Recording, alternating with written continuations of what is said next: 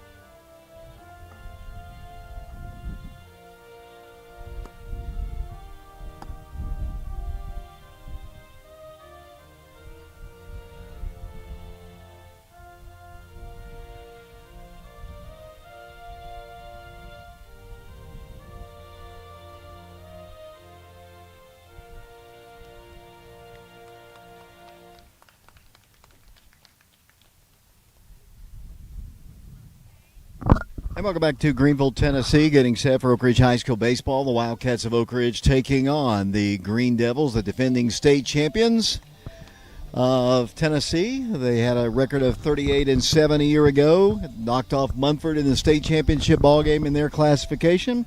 So the Wildcats will have their hands full tonight against a very good team on their home field here at Hal Hennard Elementary School. We've been here many times, Caleb Jackson, for basketball, obviously, for the Lady Wildcats playing in the Andrew Johnson Bank Ladies Classic. It'll be for the Wildcats leading things off and playing center field. It'll be Warren East on his birthday. Batting second will be Parker Free. He'll be the catcher in the ball game. Batting third will be Mikey Teasley. He'll play third base for the Wildcats. Batting fourth will be the first baseman Joseph Webb. Batting fifth will be Carson Fagan. Carson will be playing left field. Batting sixth will be the right fielder. That'll be Brooks Poteet. Batting seventh will be the shortstop Noah Wood. Batting eighth will be the designated hitter Colton Bankin today. He'll be hitting for Cam Welch. And hitting ninth will be the second baseman. That'll be Jonah Wolf. Two teams about set. We'll get the starters for the Green Devils in a moment. I know pitching for them will be Will Harmon. We're about to get set. The Wildcats wearing their Cardinal jerseys with gray pants and gray numerals. The Green Devils wearing kind of a cream-colored with green. They are the Green Devils here in Greeneville, Tennessee. We're on our YouTube channel, Prep Radio. We just barely got on the air thanks to Dylan Woody. We appreciate him greatly. Caleb, should be a good night of good day of baseball here in Greeneville. Beautiful day here, and I know you're stressed a bit. Yes, sir, David. My heart's racing a little bit, but it is a great day. Feeling great out here. I'm in pants, so I'm a little hot, but it's okay. It should be a great game. So Warren East will be leading things off for the Wildcats. As I mentioned, today is his birthday. I would assume he is 17. He is a junior. Here's the long throw down to second, and we're about to get underway. It'll be Warren to lead things off for the Wildcats. We're on our YouTube channel, Prep Radio, and hopefully you have sound, we have video, we have everything going. Here comes Warren to the plate. Warren, we're sporting some very bright, kind of neon yellowish green shoes, jersey, wearing his Cardinal, as I mentioned, but his pants are gray and his cleats are green. Here we go. Here's the first pitch of the ball game from Greeneville, Tennessee. The wind, the lefty comes to the plate. It's a little bit high. 1 ball, no strikes, the count, I do believe. So we're underway. Beautiful Greeneville. As I mentioned, I've been to this elementary school so many times over the years doing the Lady Wildcat games. Here's the pitch to Warren. He takes a strike on the inside half of the plate, and the count is even at 1 ball and 1 strike. As we always say during the course of a broadcast, wherever you might be watching us, let us know if the sound is good, where you might be watching us from. We'd love to talk about you as the 1-1 pitch comes into Warren. That's a bit high, and the count is 2 balls and 1 strike. All 3 cameras working, I do believe. We got sound, I hope, as Warren steps back in. 2 balls and 1 strike. Parker's on deck along with Mikey Teasley, the scheduled 3 in Coach Travis Free's lineup. Big lefty comes to the plate. There's a called strike. Evens the count at 2 balls and 2 strikes. Nobody on, nobody out as we broadcast here from Greeneville.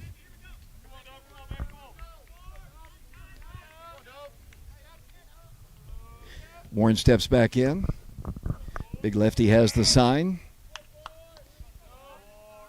And Warren gets tired of waiting on him. He steps out of the box. Wildcats will be traveling to Kingsport tomorrow. They'll be taking on the Indians at 4:30, and then Elder out of Ohio. As pitch to Warren is hit on the ground, right back to the pitcher. He feels it, throws on the first in time for out number 1. The ball was hit hard, but out. Stepping to the plate, the catcher. Better now will be Parker Free. Parker steps in, another right-handed hitter. He's a junior, as we've said many times before. He is committed to play ball at Youngstown State, and or actually that's Warren who's at Youngstown State. I'm trying to get situated myself. Caleb's adjusting cameras, and he is going to Kennesaw State, and I know that. I talked to him about it before the game about if he goes to Kennesaw and used to come see me at the Braves games. As Parker takes a strike at the knees, and the count is 0-1.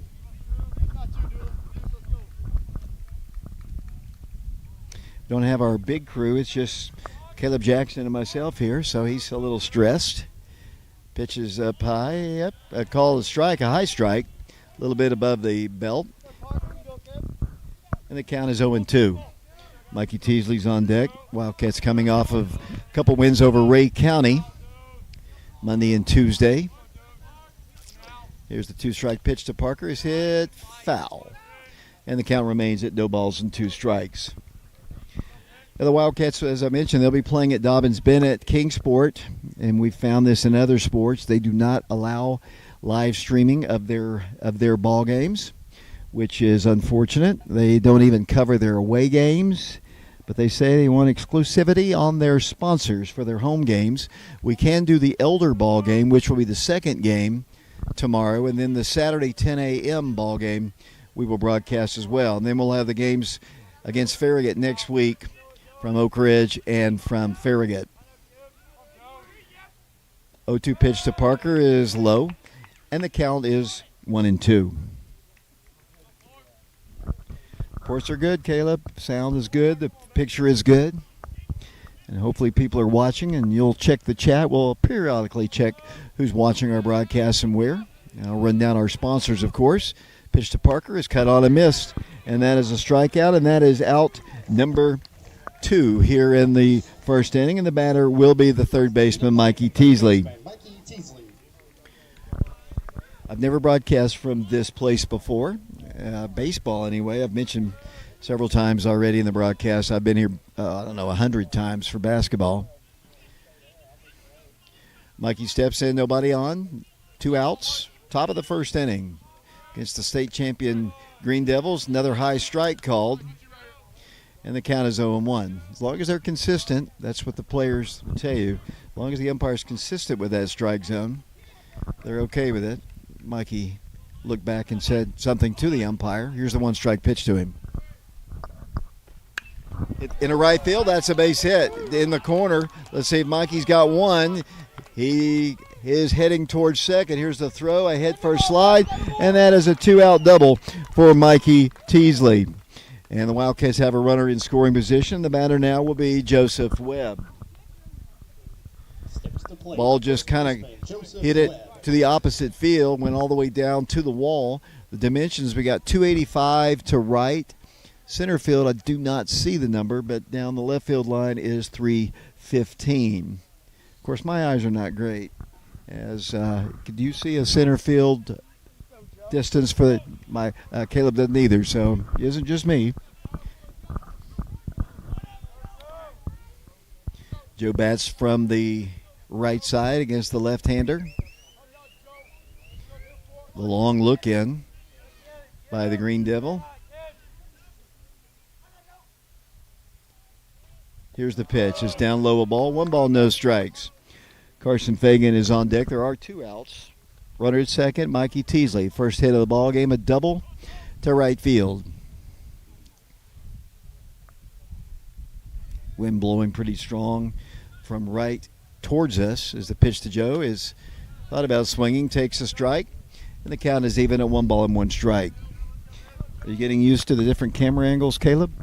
I am, David. My heart's still kind of racing a little bit. I kind of stress a little bit, but we're fine now. I have some things I'll adjust here in between innings, but we're doing good, David. 1 strike. Pitch to Joe. That's down low, below the knees, and the count is 2 strike. As I mentioned, Carson Fagan will be followed by Brooks Poteet, Noah Wood, Colton Bankin, and Jonah Wolf.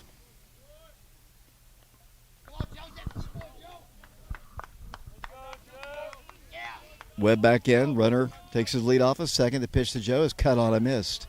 That evens the count at 2 strikes. It's interesting the way they've got this football at one location at the high school. The softball and baseball and basketball all played here at the elementary school. Here's the pitch to Joe. Hit in the right field. That's a base hit. I don't know. Yeah, I was about to say, I do not think that Mikey would have been able to score, and we just saw a laser come in from right field. So that's back-to-back hits for the Wildcats. And the Wildcats will have runners at first and third with 2 outs, and the batter will be Carson Fagan. Got a chance to spend some time with Carson and his brother Kipton at the Braves game on Saturday. It was good to have them down in Atlanta watching the Braves. I don't know if they're Braves fans or not. I know their family's from Texas, so I would assume they're either Astros or Ranger fans. And if the Fagan family's watching, you can let us know if is it Rangers or Astros. As Carson steps in, the pitch is a call. Nope, it's a little outside, I guess. The count is 1 strikes. Carson will be followed by Brooks Poteet in the Wildcat lineup. Runners at first and third. Let's see if Joe goes on this pitch. Nope. Pitch to Carson is a called strike at the belt. That evens the count at 1 strike. As I mentioned, the Wildcats are headed to Kingsport tomorrow. They'll play a doubleheader beginning.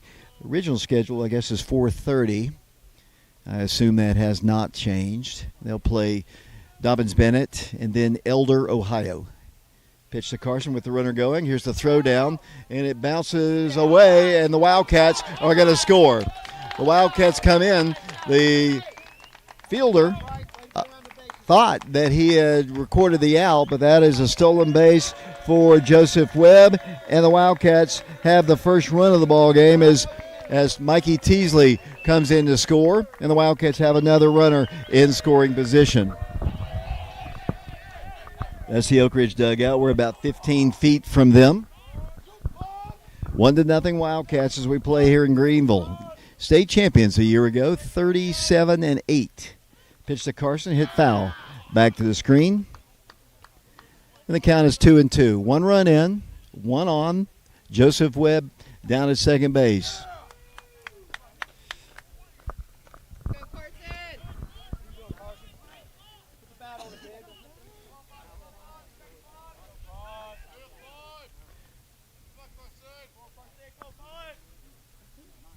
Two balls and 2 strikes.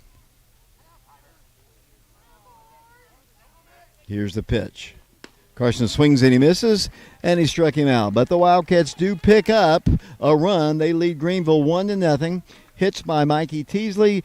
Joseph Webb. Mikey comes in to score on the stolen base. We go to the bottom half of the first inning. We are live in Greeneville, Tennessee at Hal Hennard at the, Alexander Field, Dale Alexander Field. We'll be back on our YouTube channel, Prep Radio, in a moment.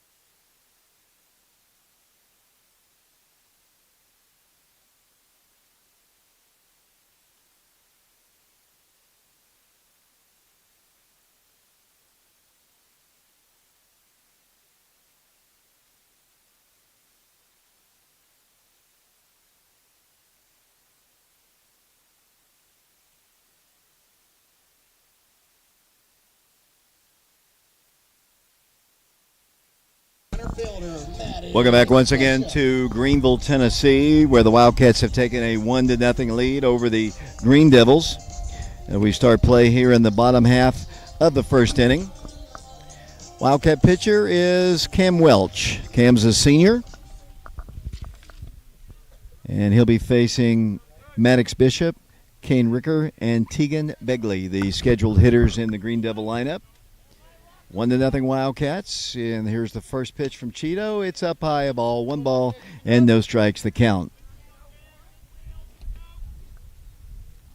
I'll ask Caleb in a minute when his heart quits racing. We just got on board as that pitch is in there for a called strike. Evens the count at 1 ball and 1 strike. I mean, the national anthem was playing, Caleb. Yes, David, it was super close. It was definitely a nail-biter. I'm glad we got on while we could. We didn't get kicked out of here either. For streaming. That's a story you can tell. I'll tell that story at some point here. It's very interesting little conversation I had with their head coach beforehand. 2 balls and 1 strike. The pitch is hit in the air. Center field, Warren East back on it. It's got a beat on it. He drifts a little bit towards to his right and makes the catch for out number 1. So 1 up and 1 down for the Green Devils, and the batter now will be the shortstop, Kane Ricker. Ricker will be another hitter from the right side. They're wearing cream-colored jerseys with green numerals. They are the Green Devils, obviously. Wildcats wearing their Cardinal jerseys with gray. Ricker steps in. He'll be followed by Tegan Begley, the right fielder for the Green Devils. Here's the pitch. Low and inside. 1 ball, no strikes. Wildcats will play Dobbins-Bennett tomorrow in Elder, Ohio. And then they'll play a 10 a.m. ball game. That pitch is up high. 2 balls and no strikes.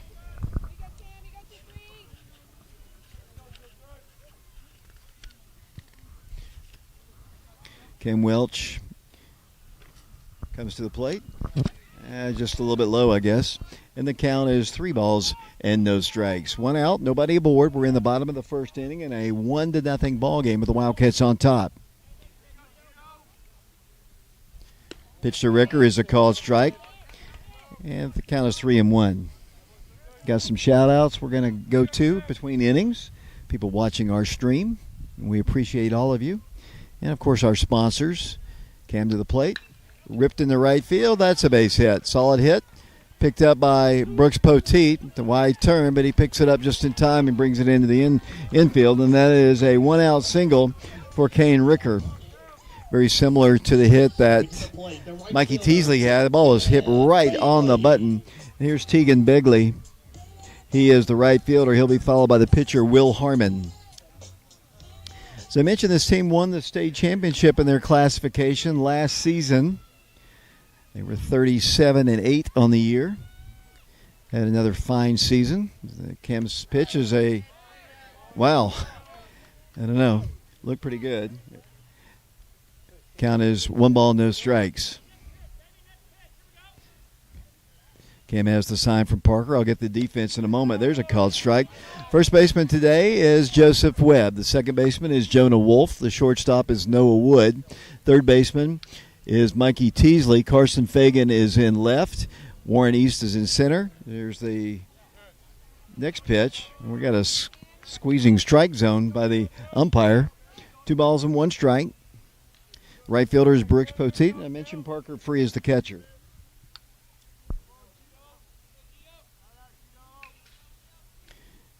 Cam comes to the plate. The pitch, cut on a miss. That evens the count at 2 balls and 2 strikes. So do you have a favorite camera that you're going to? I think behind the base right now is definitely for defense my favorite. I think once we start getting on offense, our big wide camera is going to be my favorite for sure. Ball is hit in the air, right side. Brooks Poteet, the right fielder under it, makes the catch for out number 2. High fly ball, but out. And that is out number 2, as I mentioned. And the batter now will be the pitcher, Will Harmon. 1-0 Wildcats as the Green Devils bat here in the bottom half of the first inning. Lefty versus lefty. Wildcats coached by Travis Free. Wildcats back-to-back appearances at the state tournament. Greeneville, as I mentioned, won it last year in their classification. Cam goes over to first, and not a big lead over there, and easily back to the bag he goes. Good turnout of fans here. Made the trip up to Greeneville. Traffic wasn't bad when we left. Game about an hour earlier than originally scheduled. Runner is going the pitch. Here's the throw by Parker down, and he is in there with a stolen base. So they've got the tying run in scoring position in a 1-0 ball game. Good throw by Parker, maybe a little high, but he had the base stolen.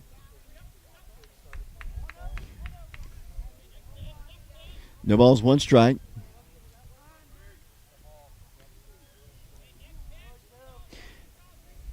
Two outs here in the bottom of the first inning. Wind blowing fairly hard in towards us. Here's the 1-strike pitch. Oh my gosh, what a small strike zone. Evidently just a little outside. Evens the count at 1 ball and 1 strike.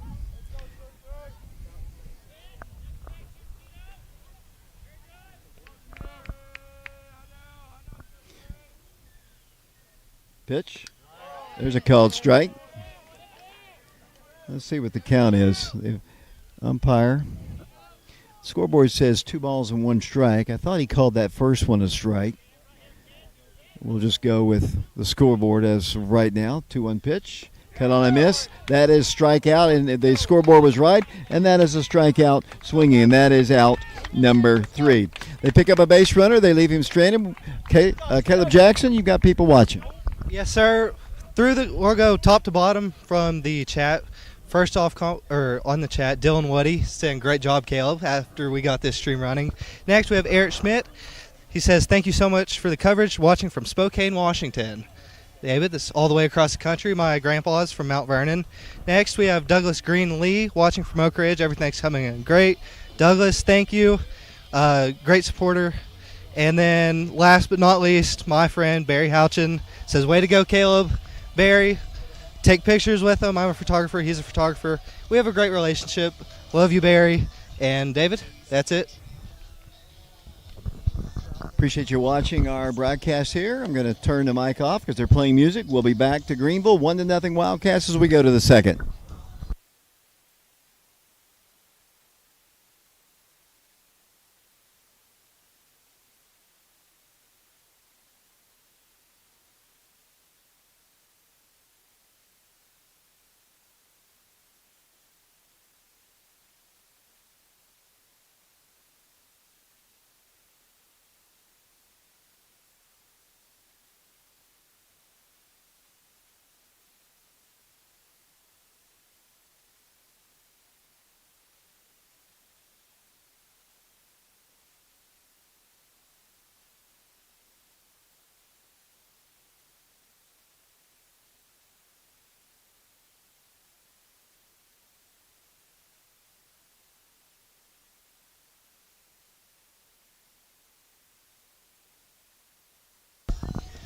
Welcome back once again to Greeneville, Tennessee. The Wildcats of Oak Ridge taking on the Green Devils on their home field. The Wildcats have a 1-0 lead. The leadoff man here in the second will be Brooks Poteet. He'll be followed by the shortstop, Noah Wood, then the designated hitter, Colton Benkin. Lefty versus lefty. Harmon comes in with his first pitch. Is high and inside. And we're underway here in the second inning. 1 ball, no strikes to the junior Brooks Poteet.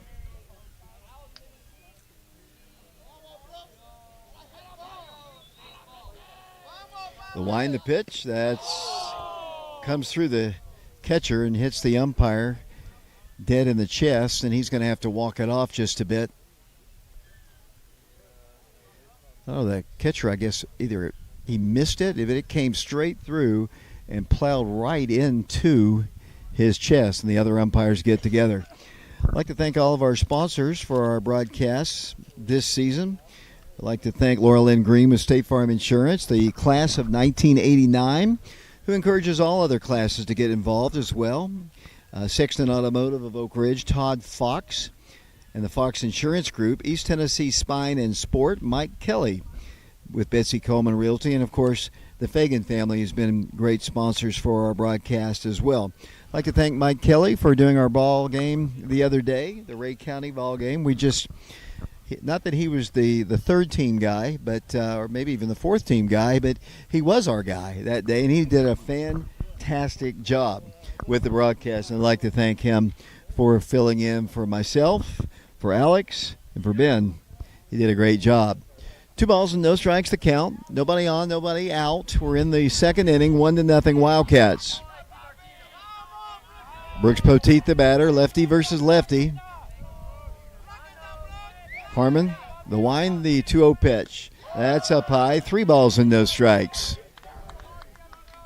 Wildcats picked up a couple base hits in the first inning, a double by Mikey Teasley and a single by Joseph Webb to score their first run. That pitch is a called strike at the knees, and the count is 3 balls and 1 strike.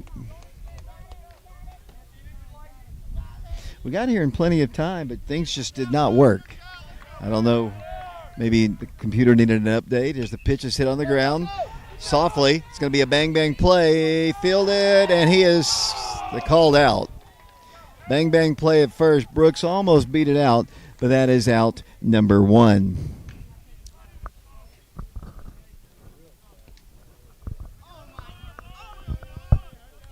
Stepping to the plate, the shortstop, Noah Wood. Noah Wood, the batter now. Right-handed hitter. Playing shortstop. He'll be followed by Colton Bankin, who is the designated hitter in the ballgame today. Here's the pitch. That's up high. The count is 1 ball and no strikes. Kind of a breezy day. Kind of cooling us off a little bit. There's a called strike. Evens the count at 1 ball and 1 strike. Yeah, 4:30 is the scheduled time for the first game tomorrow. That'll be against the home team, Dobbins-Bennett Indians. They do not allow streaming. They do that in every sport. No real apparent reason except I guess they feel they're too good to allow other people to do things. They're nice people typically, but when it comes to that, they don't even stream their away games, which they tell their sponsors there's a called strike 3. It was a high strike. It's above his belt, but that's the strikeout, and that is out number 2. And that is the second strikeout of the game for Harmon. And the batter will be the designated hitter, Colton Bankin. As I mentioned, they only do their home games. They tell their sponsors that they get exclusive rights to the broadcast, but then they don't even do the away games, which means Dobbins-Bennett fans are not getting the benefit of getting all the ball games that we do for them. And they don't allow other parts of the state and other areas of East Tennessee to actually see their kids play ball. So we do it as a community service. They do it obviously as a money-making, so we cannot do that ball game tomorrow. But we will do the second game against Elder. Pitch is a called strike, and the count is 2 balls and 1 strike. Jonah Wolf is on deck for the Wildcats, but there are 2 outs. Colton back in. Pitch. Cut on a miss. Good looking pitch there by Harmon. Evens the count at 2 balls and 2 strikes.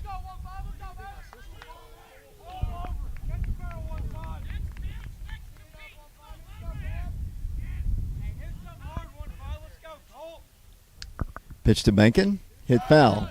Back out of play over towards the parking lot and off a car. I parked about as far as I could get away. But I don't know. That's pretty close, though. Think we're getting a little risky, David? I think we should be fine, though. I just hope the cameras don't get smashed. Bankin back in. Even count, 2 balls and 2 strikes. That pitch a called strike 3. High strike once again. Kind of a inconsistent strike zone. That pitch was definitely high, but that is out number 3. So 3 up and 3 down for the Wildcats. Here in the second inning, we go to the bottom half here in Greeneville. The Wildcats on top by a score of 1-0. We'll be back to Greeneville in a moment.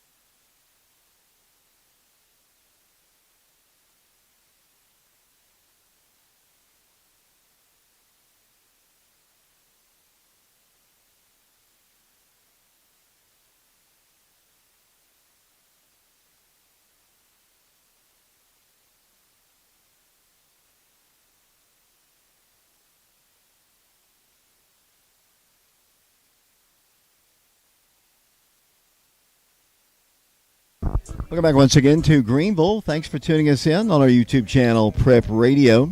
Be Grayson Crosby to lead things off for the Green Devils. He's their third baseman. He'll be followed by the designated hitter, Sam Thompson, then the first baseman, Colton Smith.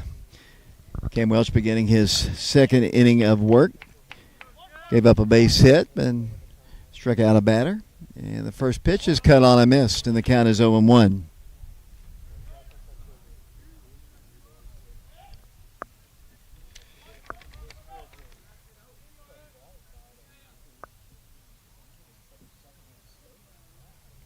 Free with the sign, the pitch cut on a miss once again. And the count is no balls and 2 strikes.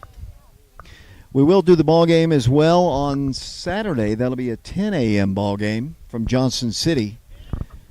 And we'll have the broadcast, but we cannot do that Dobbins-Bennett game tomorrow because of the Indians rule.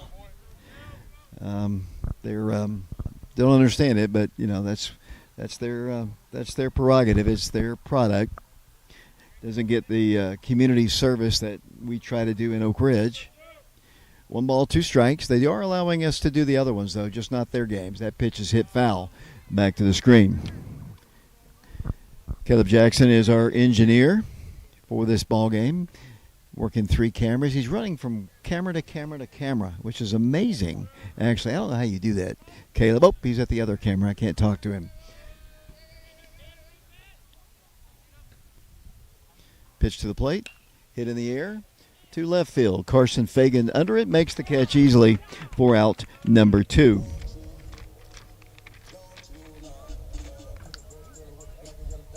Better now will be the designated hitter, Sam Thompson. He is hitting for the second baseman, Case Spradlin. He's a left-handed hitter. Green Devils, as I've said a couple times, if you just tuned in, they won their state championship a year ago, knocking off Munford. They did it at Smyrna. That's where their classification state tournament was. We were at Oakland High School. We have been the last couple of years. Hopefully heading back for the 3rd consecutive season, which would be a school record for the Wildcat baseball program. 1-0 pitch, cut on a miss, well behind that one. And the count is even at 1 ball and 1 strike. Thompson will be followed by Smith in the Green Devil lineup.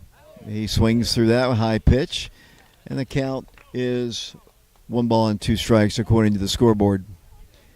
It's a nice field. Obviously a great scoreboard with their pictures up on it. It's a really nice field. They call it Dale Alexander Field. 2-strike pitch, hit foul. Back to the screen. We were talking to some really nice guys before the game from Greeneville who were actually streaming their ball game. You talk about 2 really nice, inquisitive guys, basically doing what we do, community service.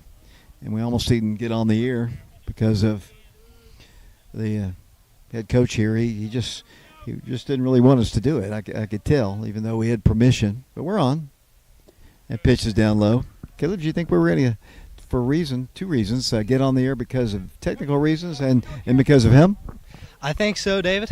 I think we just kind of played it out, waited it out, and somehow we got on. 2-strike pitch hit in the air. Foul territory coming back this way and out of play. Yeah, what we typically do when we go on the road, we contact the athletic director of the school that we go to, and I had an email that basically said, yes, you can come on. I've dealt with him before. Here's the pitch. That's down low.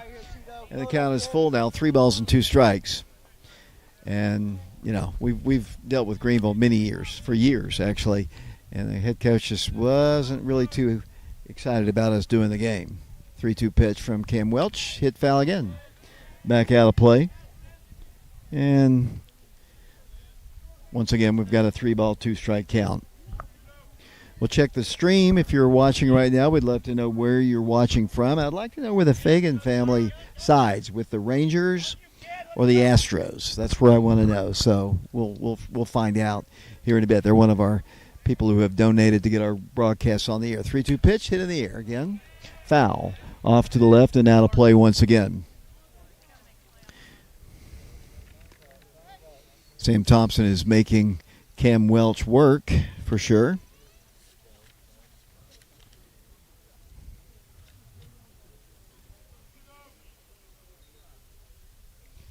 Oak Ridge dugout has gotten a little quieter.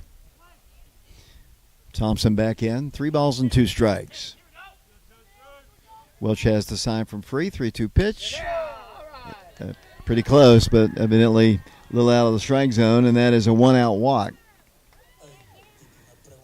Strike zone's a little different for the home team, but that's what you expect when you go on the road. Is Colton Smith, the first baseman, is the batter.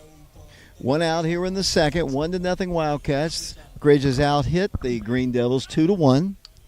More importantly, where it counts, they lead at 1-0. Pitch hit him in the foot, and I'm not sure why the umpire thought he had to go out and protect the pitcher, but he did. He went jogging out there as a, I guess, a courtesy to Cam. Cam wasn't going to do anything, but they've got runners now at first and second, and the batter will be the catcher, Branton White. He is the number 8 hitter in their lineup. They've got a couple runners on with 1 out. A little timeout is asked for while the runner puts on a sliding mitt on his, or a brace on his left hand.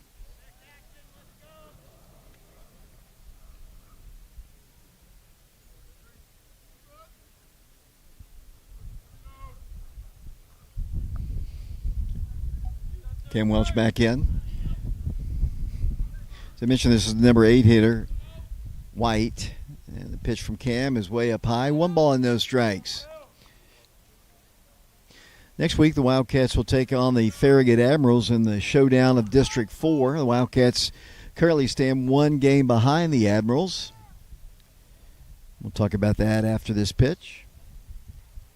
Cut on a missed. Evens the count at 1 ball and 1 strike. The Wildcats are 9-1 in District 4 play. The Admirals undefeated, so that loss to Hardin Valley, a big one. Wildcats, to win the district outright in the regular season, would have to sweep the Admirals on Monday and Wednesday. The Monday game's at Bobby Hopkins. The Wednesday game is at Farragut.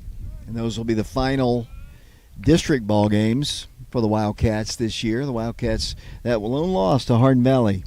Farragut undefeated. Defending state champions in the highest class. Cam fakes a throw back to second. The runner hadn't taken much of a lead. There was nobody covering the bag anyway. 1 ball, 1 strike.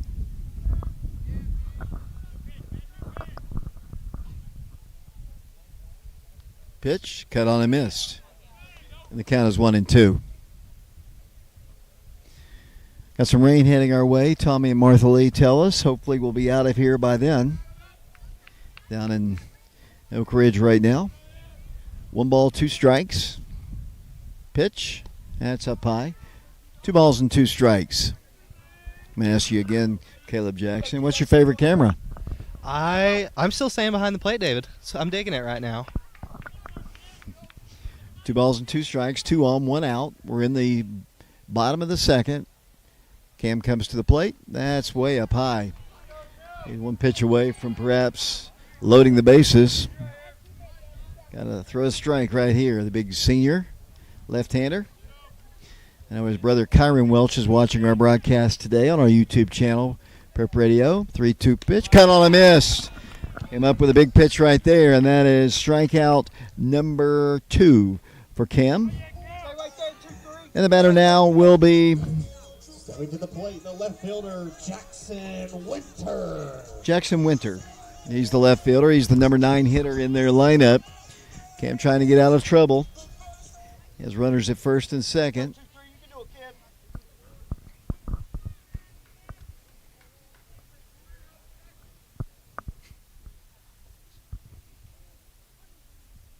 Pitch.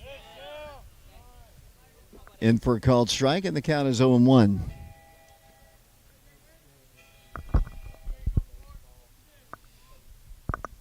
Yeah, another report of this raining in Oak Ridge. That pitch is cut on, foul tipped into the mid of Parker Free. And Cam Welch well ahead in the count, no balls and 2 strikes. This is their number 9 hitter, Jackson Winter, the left fielder. The 0-2 pitch. Cut on a miss. Back-to-back strikeouts, and that is out number 3. We go to the top of the 3rd inning. We are live here on our YouTube channel, Prep Radio, thanks to our great sponsors, Laura Lynn Green with State Farm Insurance, the Oak Ridge class of 1989. Sexton Automotive of Oak Ridge, Todd Fox and the Fox Insurance Group. East Tennessee Spine and Sport, and that's Donnie Sharp, former Wildcat. Mike Kelly with Betsy Coleman Realty, and of course our friends, the Fagan family. Have the Fagan family told us whether they like Houston Astros or the Texas Rangers? No, sir, David, not yet. Anybody else talking with us? Besides Kyron Welch, he's kind of blasting the umpires right now, but it's okay. It's kind of funny. As long as they don't blast the head coach of the Green Devils, because he might send us out of here before the game's out. We go to the third inning. Wildcats on top, 1-0. Jonah Wolf will lead things off for Oak Ridge. Also, just came in on chat. J Tate-Man, no clue who that is, but he said that's a lie. There is no rain. So we'll see. We'll see who's really telling the truth here. It'll be the number 9 hitter, Jonah Wolf, as I mentioned, to lead things off. Then Warren East, then Parker Free. The Wildcats picked up a couple base hits in the first inning, a double by Mikey Teasley, and then a single by Joe Webb, and then Joe tried to steal second. He did. The ball kind of bounced away, and Mikey was able to come home to score, and that's all the scoring so far in the ball game. Catcher had to put on his gear. I do have a comment, David. I forget if you said something about the facility here, but it's a wonderful facility. I have a green thumb, if you didn't know. The grass here, I can't tell if it's real grass or it's turf. It's awesome. It looks like something I could go take a nap in. I know that's really random, but I'm feeling a nap right now, and I just want to give a shout-out because this is an awesome facility. Yeah, it really is. You ought to see this place at Christmas time. We usually come the week after Christmas, and they've got the outfield with Christmas lights. There's lights all over. Lit up. It's a beautiful sight at Christmas time up in Greeneville. Like I said, I've been here many times before. Wish a happy birthday to Warren East, who's on deck right here to our left. I guess he's 17. I'll get a nod from him maybe. I don't guess he's so focused he didn't hear me as Jonah stands in. And the first pitch to him is a called strike. So as I mentioned, it'll be Wolf, East, and Free. The Schedule 3 and Coach Travis Free's lineup. Jonah playing second base today for the Wildcats. Lefty, the ball hit on the ground, first base side. Easy play for the first baseman. He fields it and retires Jonah Wolf for out number 1. Back to the top of the order we go to Warren East. Warren hit the ball right back to the pitcher. Warren East his first time. He's 0 for 1 in the ball game. He'll be followed by Parker Free. Warren celebrating a birthday, as I mentioned. He'll be headed to Youngstown State. He's only a junior, and that's where he's committed to play. First pitch to him is evidently high. A little inconsistent. So what are our umpires on YouTube saying about these umpires behind the plate? This one umpire. I know he's shorter than I am. That's one thing. The pitch is down low, a ball. And the count is 2 balls and no strikes. Kyron, let us know what you think about this umpire. What is it about him that you don't like? Warren back in, 2 balls and no strikes. Ball hit on the ground, up the middle. Oh, nice play by the shortstop, but he can't come up with it. And he'll reach base safely. So the Wildcats have a base runner in the third inning. Ball was hit right on the ground. He fielded on a couple hops and just couldn't quite come up with it. And Warren is aboard with 1 out here in the third inning. Batter now will be Parker Free. Parker struck out his first time. He is 0 for 1 in the ball game. He'll be followed by Mikey Teasley. Mikey scored the Wildcats' only run after doubling. Parker, a wide stance. Another junior, as I mentioned in the first inning. He's committed to play at Kennesaw State, right down the road from Atlanta. Ball's hit on the ground, foul up the third base side. I haven't gotten the chance to ask Mikey, and I will at some point. I know he's committed to go to Tennessee, and he signed with Tennessee. But I haven't asked him if he got drafted, what he would do.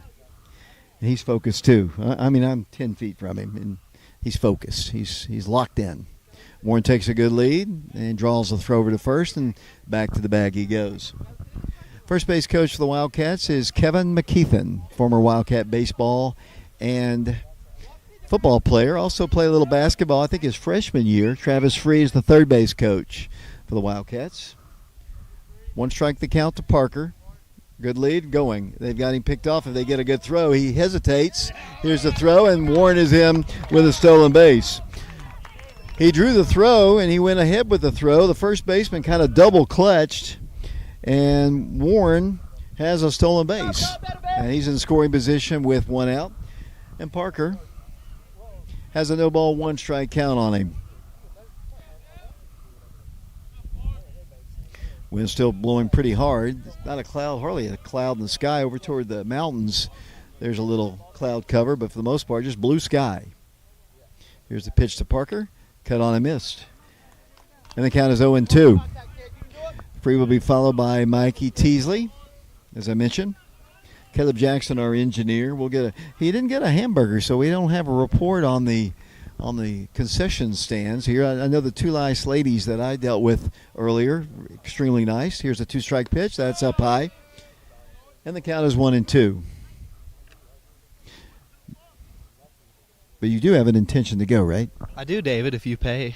If I pay? Okay, I can do that, I guess. Just to get the report. 1 ball, 2 strikes. Pitch to Parker. Hit on the ground, first base side again. Another easy play for the first baseman. That's the second time in the inning. Little squib off the end of the bat. And that moves the runner over to third, but there are now 2 outs. Parker is retired for the second time. And the batter is Mikey Teasley. Mikey doubled his first time down the right side and all the way to the wall. Came in to score the Wildcats' only run. We're in the top of the third, 1-0 Wildcats. See how carefully they try to pitch Mikey here.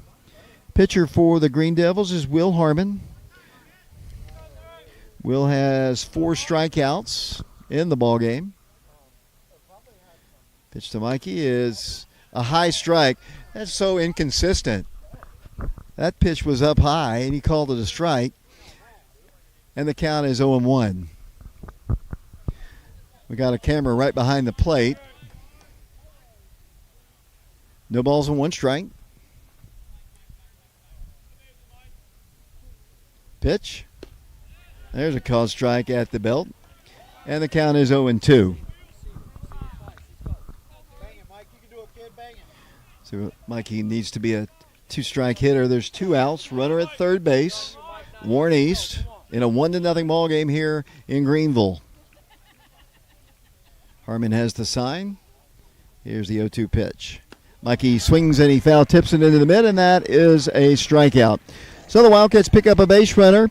They leave him stranded. We go to the bottom half of the third inning, and a pitcher's duel to this point, 1-0. Greeneville trails the Wildcats. Anything to talk about on the chat? Yes, we do.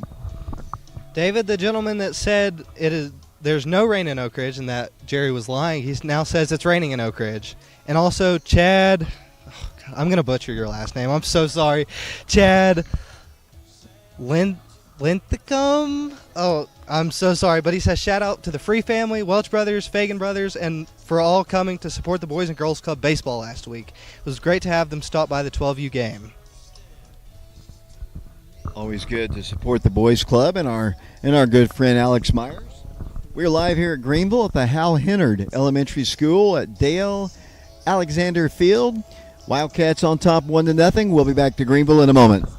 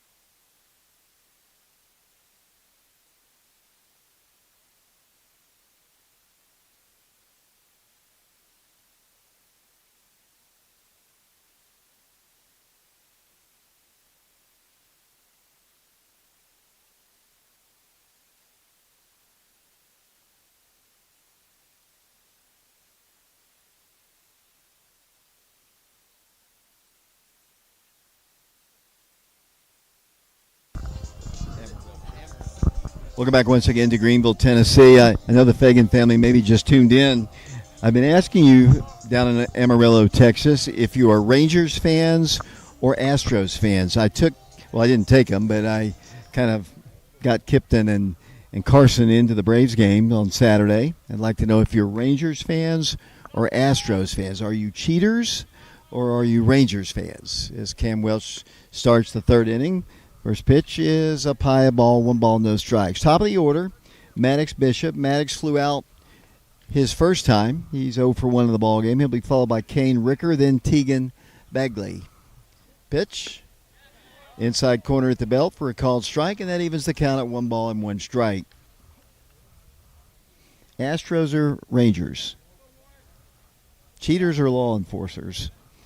Pitch, hit foul, off to the right, now to play over the Green Devil dugout. I like their scoreboard. It has got pictures of the players who are currently batting and has their statistics, their personal statistics, height, weight, class, position. Really nice looking scoreboard.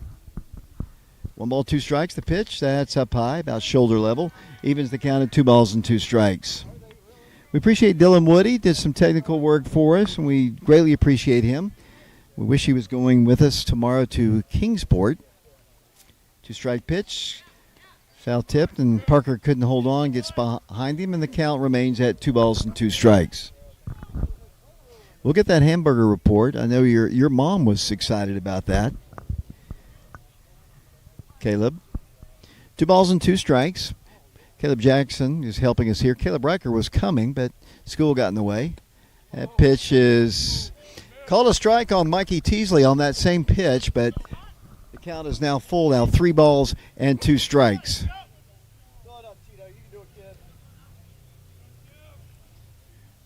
3-2 pitch, hit in the air again. Center field, Warren East on forward for about 3 steps and makes the catch for out number 1. High fly ball out, and that is the first out of the inning. Back-to-back times he has flown out.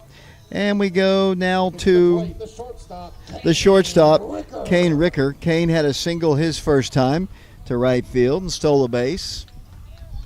1 out here in the third inning, 1-0 Wildcats.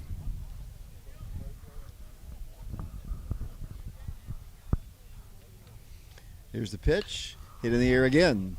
Center field, a little deeper this time, over towards left center, but Warren East is there again to make the play for out number 2.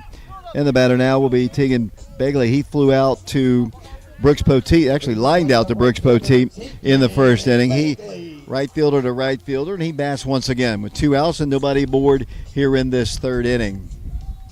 Defending state champion, Greeneville Green Devils. Fine program. I was looking at some of their accolades. They have a lot of their All-Americans and All-State player pictures all plastered all over this facility. And you talked about the grass. I talk about everything else here. The aesthetics are really nice. There's a called strike. And the count is 0-1.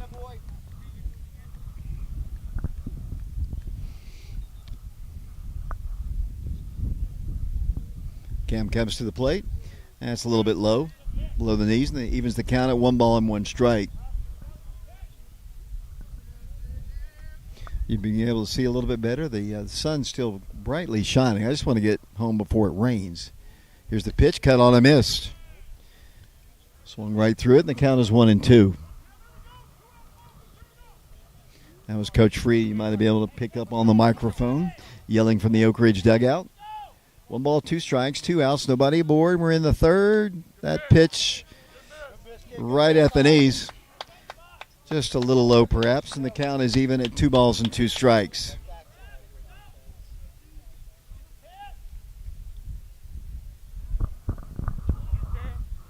Two balls and 2 strikes.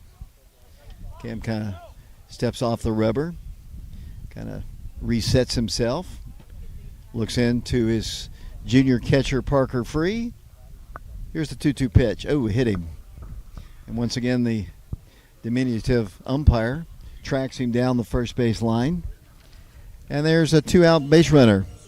And the batter will be Will Harmon, the pitcher. Will was a strikeout victim his first time. He is 0 for 1 in the ball game. He's a lefty.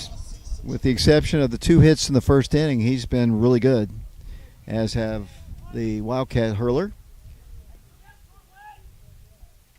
First pitch, hit on the ground, right back to Cam. He can't field it cleanly. It's picked up, though, and throwing out for out number 3.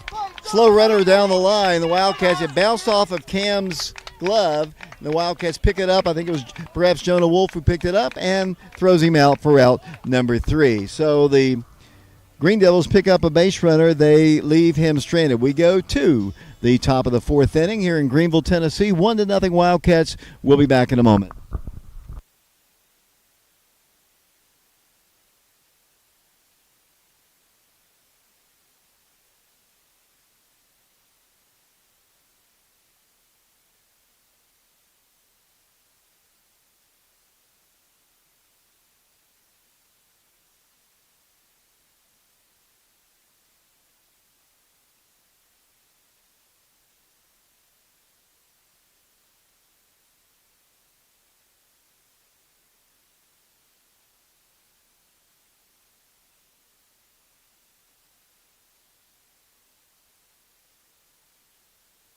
Wildcats on top 1-0. The Wildcats started out their season way back against the Central Bobcats. The Wildcats come into this game with a record of 24-2-1.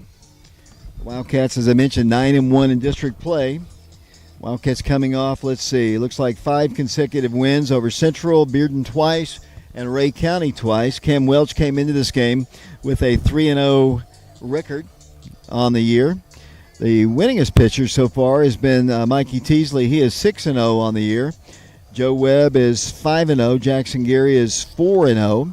Braylon Payne, who will get the start tomorrow against Dobbins Bennett, he is 1-1 on the year. Let's see.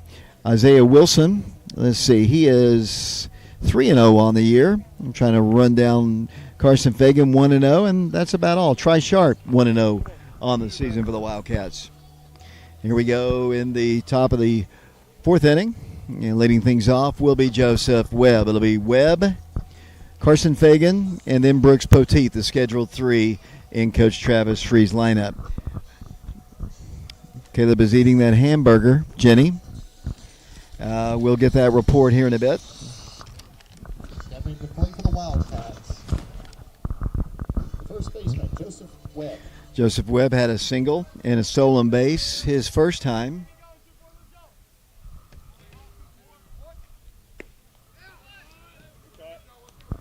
Cut on a miss. The count is no balls and 1 strike. Still getting reports from weather back in Oak Ridge. Luckily, we're a long ways away. Thunder and lightning in Oak Ridge. That pitch is inside. Hopefully we'll get out of here. We're moving kind of rapidly. We're in the 4th inning, but we're get 80 miles away from Oak Ridge, so hopefully it won't come this way. 1 ball, 1 strike. Here's the pitch to Joe.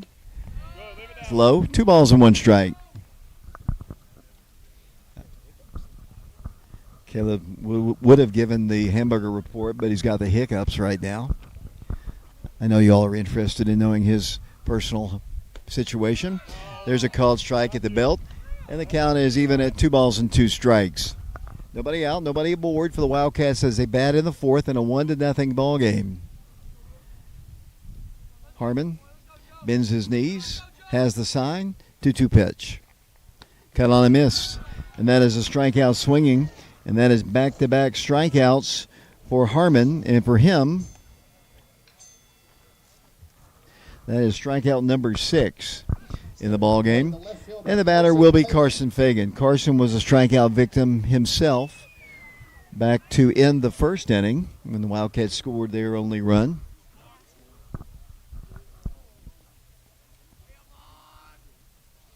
Pitch to Carson, cut on a miss. And the count is 0-1. Thank you very much for watching our broadcast today on our YouTube channel. All of you, this is about our 24th game we have streamed. And we appreciate all of our sponsors and our people who have donated money to us as Carson takes a strike at the belt, and the count is 0-2.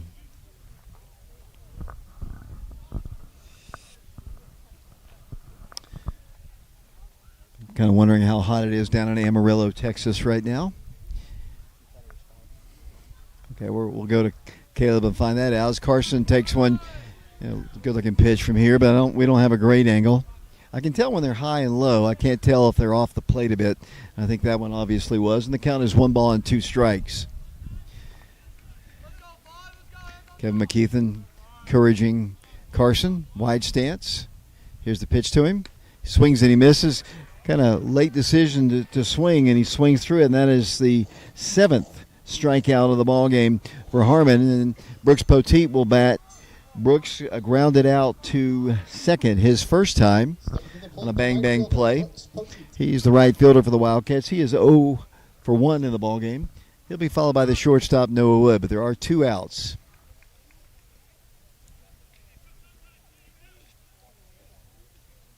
Pitch. Low and inside. 1 ball, no strikes. We're working the 3 cameras. We hope to do the same in Kingsport. We will broadcast the second game tomorrow. Dobbins-Bennett, as I mentioned, does not allow streaming of their ball games. Exclusivity for the Indians for whatever reason, even though they don't do a full season. That's what they demand on all the others who try to stream. We almost got the same here, as that pitch is, I guess, a little low, maybe a little outside. Couldn't tell what Brooks just signaled whether it was, but the count is now 2 balls and 1 strike. Pitch. Hit foul right at the plate. Evens the count at 2 balls and 2 strikes. Aubrey's favorite employee, Noah Wood, is on deck to our left. He's focused again. They're all focused. 0 for 3. I mean, he's about 10 feet from me. And I talk to him when I'm at Aubrey's, but he's focused in on this pitcher the way he should be, honestly. Brooks back in. 2 balls, 2 strikes, 2 outs, nobody aboard in the 4th inning. Pitch. Hit on the ground, up the middle, just beyond the second baseman's reach, and that is a 2-out single. The Wildcats, Brooks Poteet with a single, and that'll be hit number, well, if you call Warren's a hit, that'll be hit number 4 for the Wildcats, and the batter will be Noah Wood. Noah was a strikeout victim his first time. He was caught looking. 0 for 1 in the ball game. He'll be followed by the designated hitter Colton Benkin in the ball game today, hitting for Cam Welch.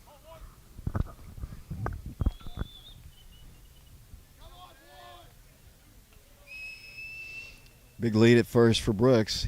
Lefty's got a pretty good move.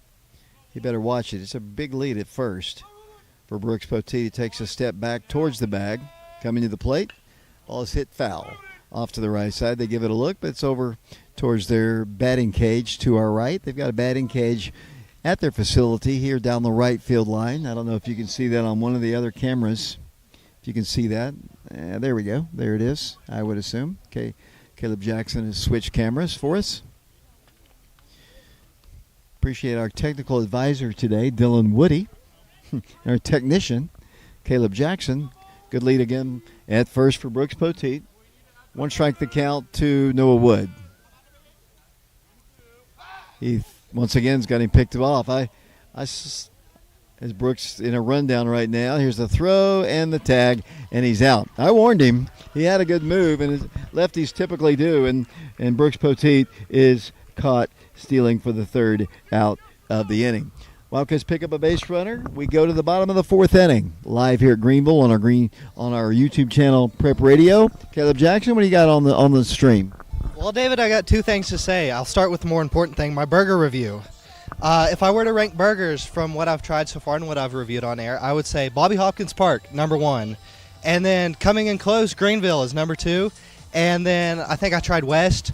West burgers were okay, but there you go, number 3 on my list. And second of all, probably more important than the burger report, Mrs. Fagan said Papa or Papa, either one, is a Rangers fan, David. But another grandson that lives with us moved to Amarillo from Houston. He's a big Astros fan. So we're 50-50 right now on what we're thinking. And Miss Fagan also says 82 degrees in Amarillo, terribly windy again and super dry because they've had no rain in months. David? I was going to check our temperature here in Greeneville. It is in Oak Ridge it's 77 and thunderstorms. So I'm going to put the mic down once again. We go to the bottom of the fourth inning. 1-0 Wildcats. Oak Ridge is out hit the Green Devils 3-1. The Wildcats saw them commit the only error of the ball game. Parker about to throw down to second, and here it is from his knees, and a good throw, and the fourth inning is about set. It'll be the 5, 6, and 7 hitters in the Green Devil lineup. This is Grayson Crosby. Crosby flew out to right his first time. He'll be followed by Sam Thompson, who walked, and then Colton Smith, who was hit by a Cam Welch pitch. Fourth inning. Thanks for tuning us in wherever you might be. I know we've got those Amarillo Texans watching our broadcast. It's what's funny when Dylan tries to say it, he says armadillo. And it is Amarillo. I've been there before. They used to have a kind of a live play. I don't remember the name of it, but I went to it years ago when I was a kid. And a long time ago, I know, Caleb, before you say it. 1 ball, no strikes. Cam Welch trying to win his 4th game of the year, and that pitch is fouled back to the screen. Do you like the switching part of it? I do. I like switching cameras. I think it gives every viewer a great angle of what's going on.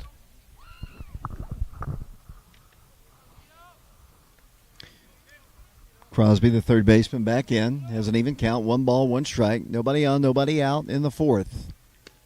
Pitch is a called strike at the belt. And the count is 1 ball and 2 strikes.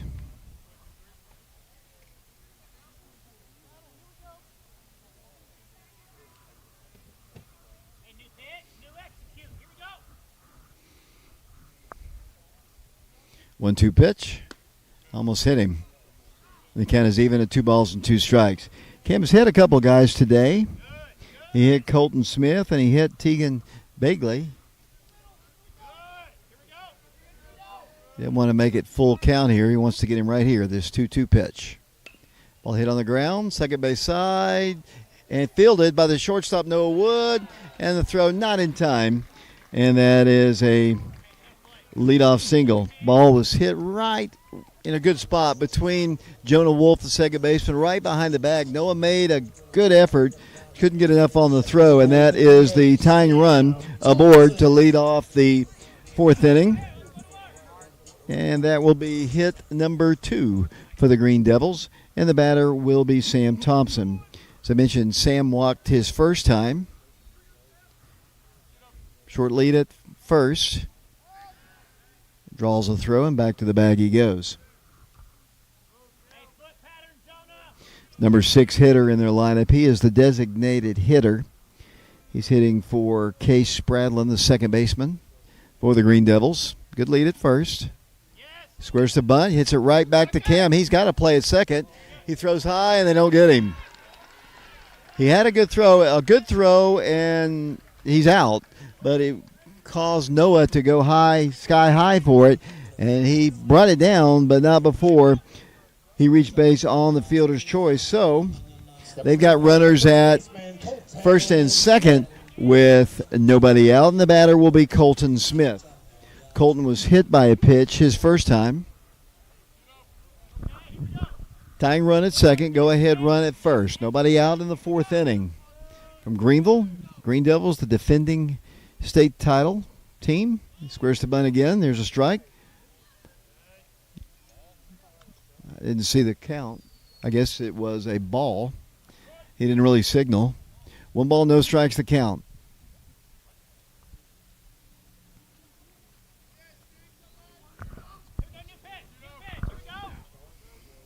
Welch has to sign the pitch, squares the bunt again, hits it foul. Over off the netting, and the count is even at 1 ball and 1 strike. Trying to move up the runners. This is a pitcher's duel here. We haven't seen a whole lot of offense. Not a bad idea. Get a couple runners in scoring position. Cam makes a good throw. They do get the lead runner at second, but it was just too high. But Noah did a really good job just to come down with it. 1 ball, 1 strike. Free with the sign. 1-1 pitch. Squares a bunt again and swings at it. And that's a strike, and the count is 1-2.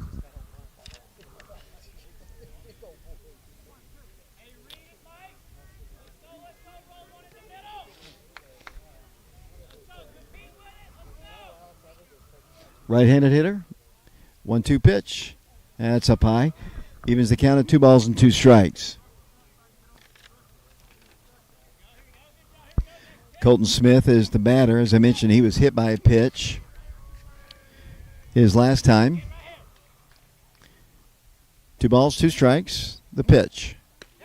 In there for a called strike, and that's strike 3. And that's a big out for Cam Welch. That is strikeout number 4 for Cam. And the batter now will be the catcher, Branton White. Brenton was a strikeout victim his first time. In fact, he struck out him and Jackson Winter to close out the second inning. That's the 8 and 9 hitters in their lineup. Pitch to him a little bit low, and the count is 1 ball and no strikes.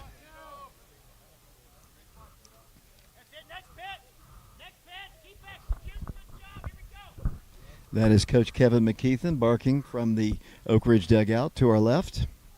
Cam to the plate. Hit in the air. Right behind the plate. Parker free in foul territory. Gives it a look and makes the catch for out number 2. Big play and a good pitch there by Cam Welch. Nice play.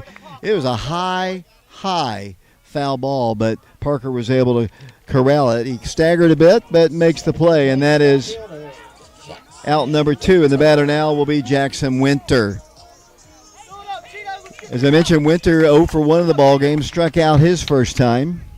Trying to get out of trouble. He's got runners at first and second. There are 2 outs now. Number 9 hitter in a 1-0 ball game here in Greeneville. Here's the pitch. Way ahead of that one. Ball bounces away. Not far enough. Kept it in front of him, and the count is 0-1.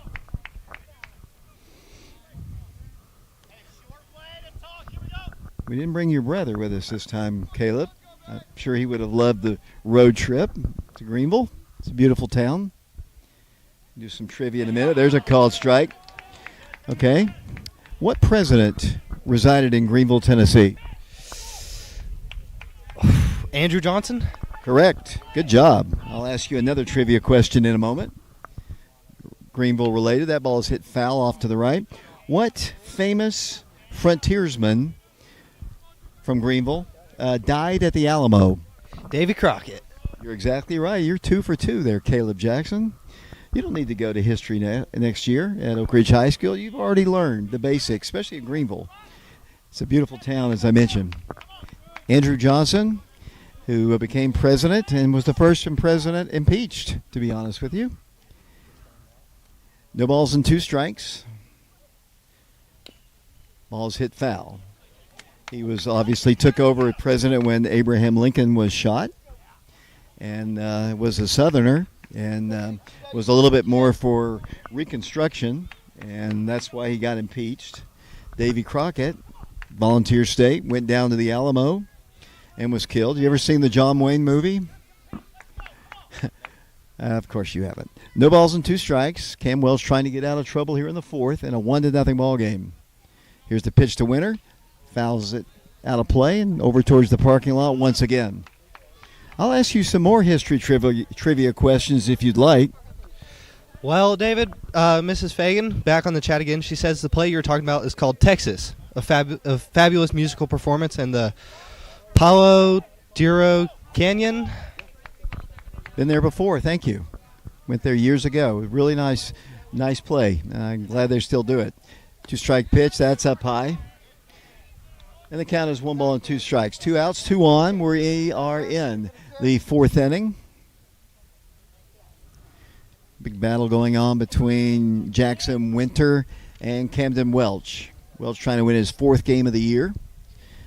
Started late. Here's the pitch. Fouled back to the screen once again. Good job of hitting. Well, the Green Devils staying alive, fouling several pitches back. 1 ball and 2 strikes.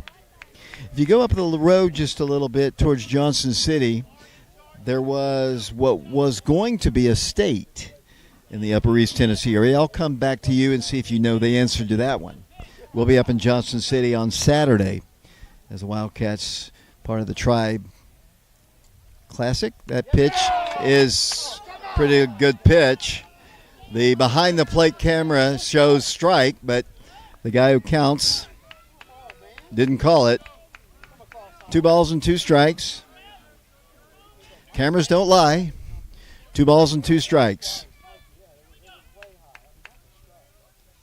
Here it comes. That one's up high. And the count is full, 3 balls and 2 strikes. Really good job of hitting by Jackson Winter. Really good at bat for him. 3 balls and 2 strikes. Doesn't want to face the top of the order with the bases loaded. Needs to make a big pitch right here.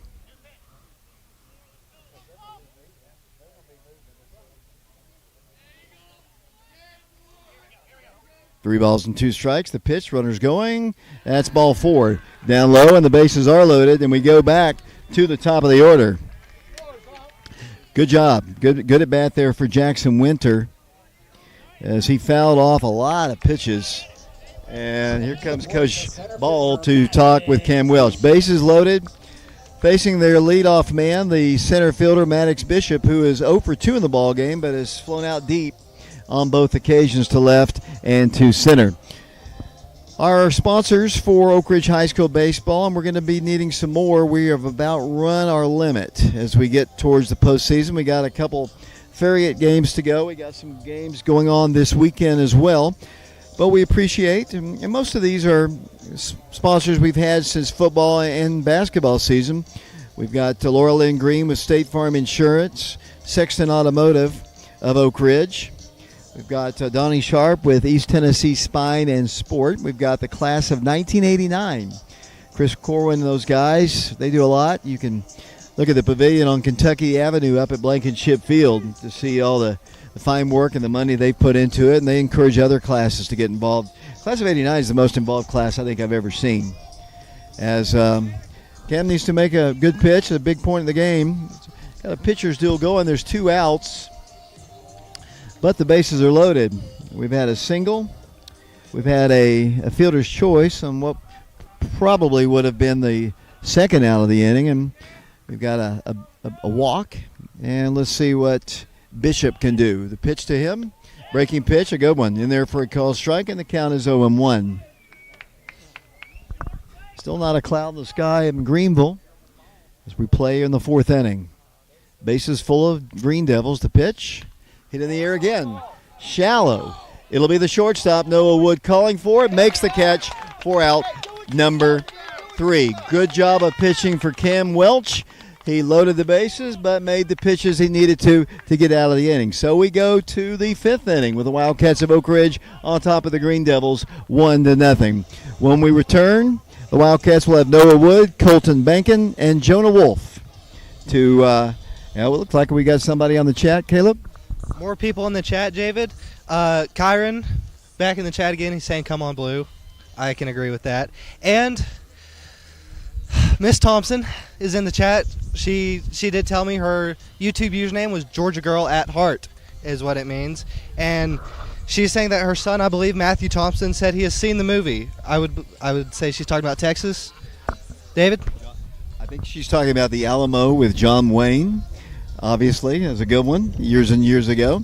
And, okay, let's go back to that trivia question. Up the road, on the Johnson City side of Upper East Tennessee, there was an opportunity years ago for another state which never materialized for various reasons. We'll test your history knowledge on this one. What was that state to be called?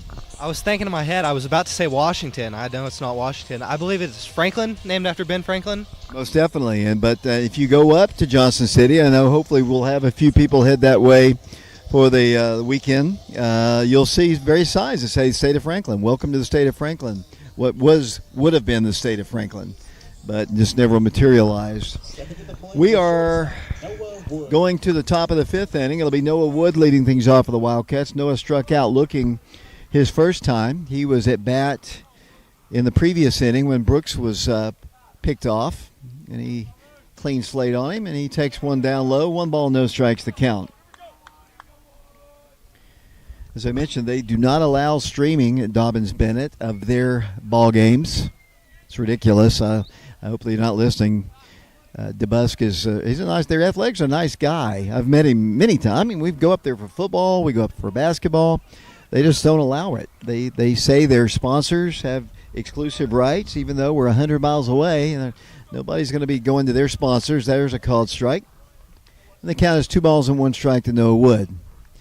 They just don't get the idea that we're trying to promote high school athletics and student athletes to a population, but they don't allow it. So if you tune in at 4:30 tomorrow, you will not see the Dobbins Minute ball game. They won't even allow us to replay it.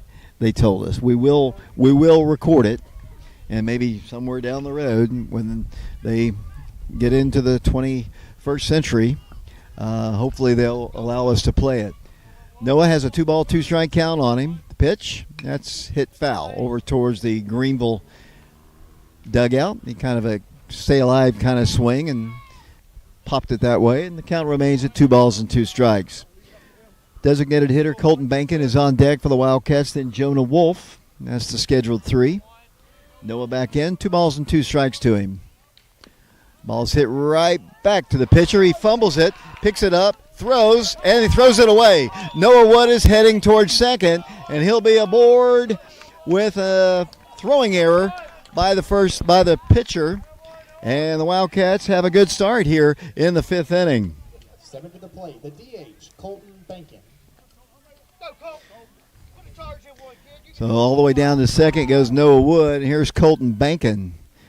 And looks like Travis Free is going to send Kipton Fagan out to run for Noah. So I tell you that Kipton and Carson joined me at the Braves game the other day. Yes, you did, David. You said you had a great time with him. Is that correct? Yeah, I gave him the best seats in the house too.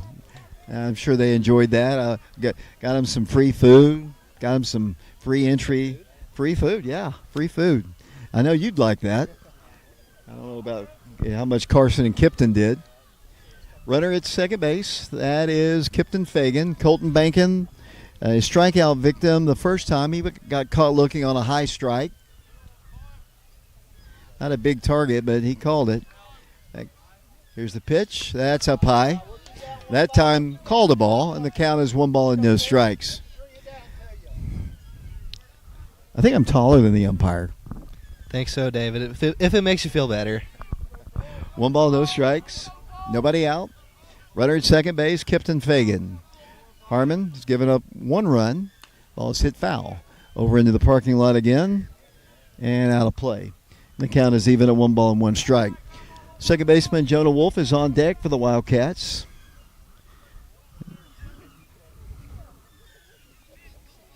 Bankin wears number 15.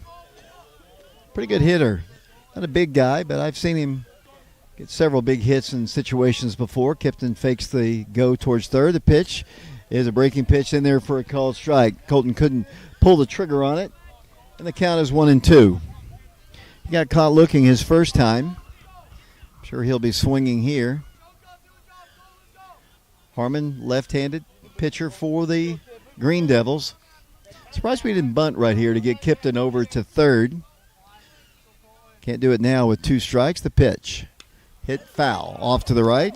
Stays alive, and the count remains at 1 ball and 2 strikes. What other questions can we ask the Fagan family down in Amarillo, Texas? Yeah. 1 ball, 2 strikes. Nobody out. Runner at second. Kipton Fagan. 1-0 Wildcats as they bat in the 5th. Hal Hennard Elementary School in Greeneville. The pitch, hit foul again. Behind on the swing, but he's staying alive. Pretty much like one of the Green Devils did in the previous inning. 1 ball, 2 strikes. Harmon, I don't know what it is. I don't see if Jeff's here. I don't see Jeff here, so I guess he's not. Doesn't have the game changer going. 1 ball, 2 strikes to Bankin.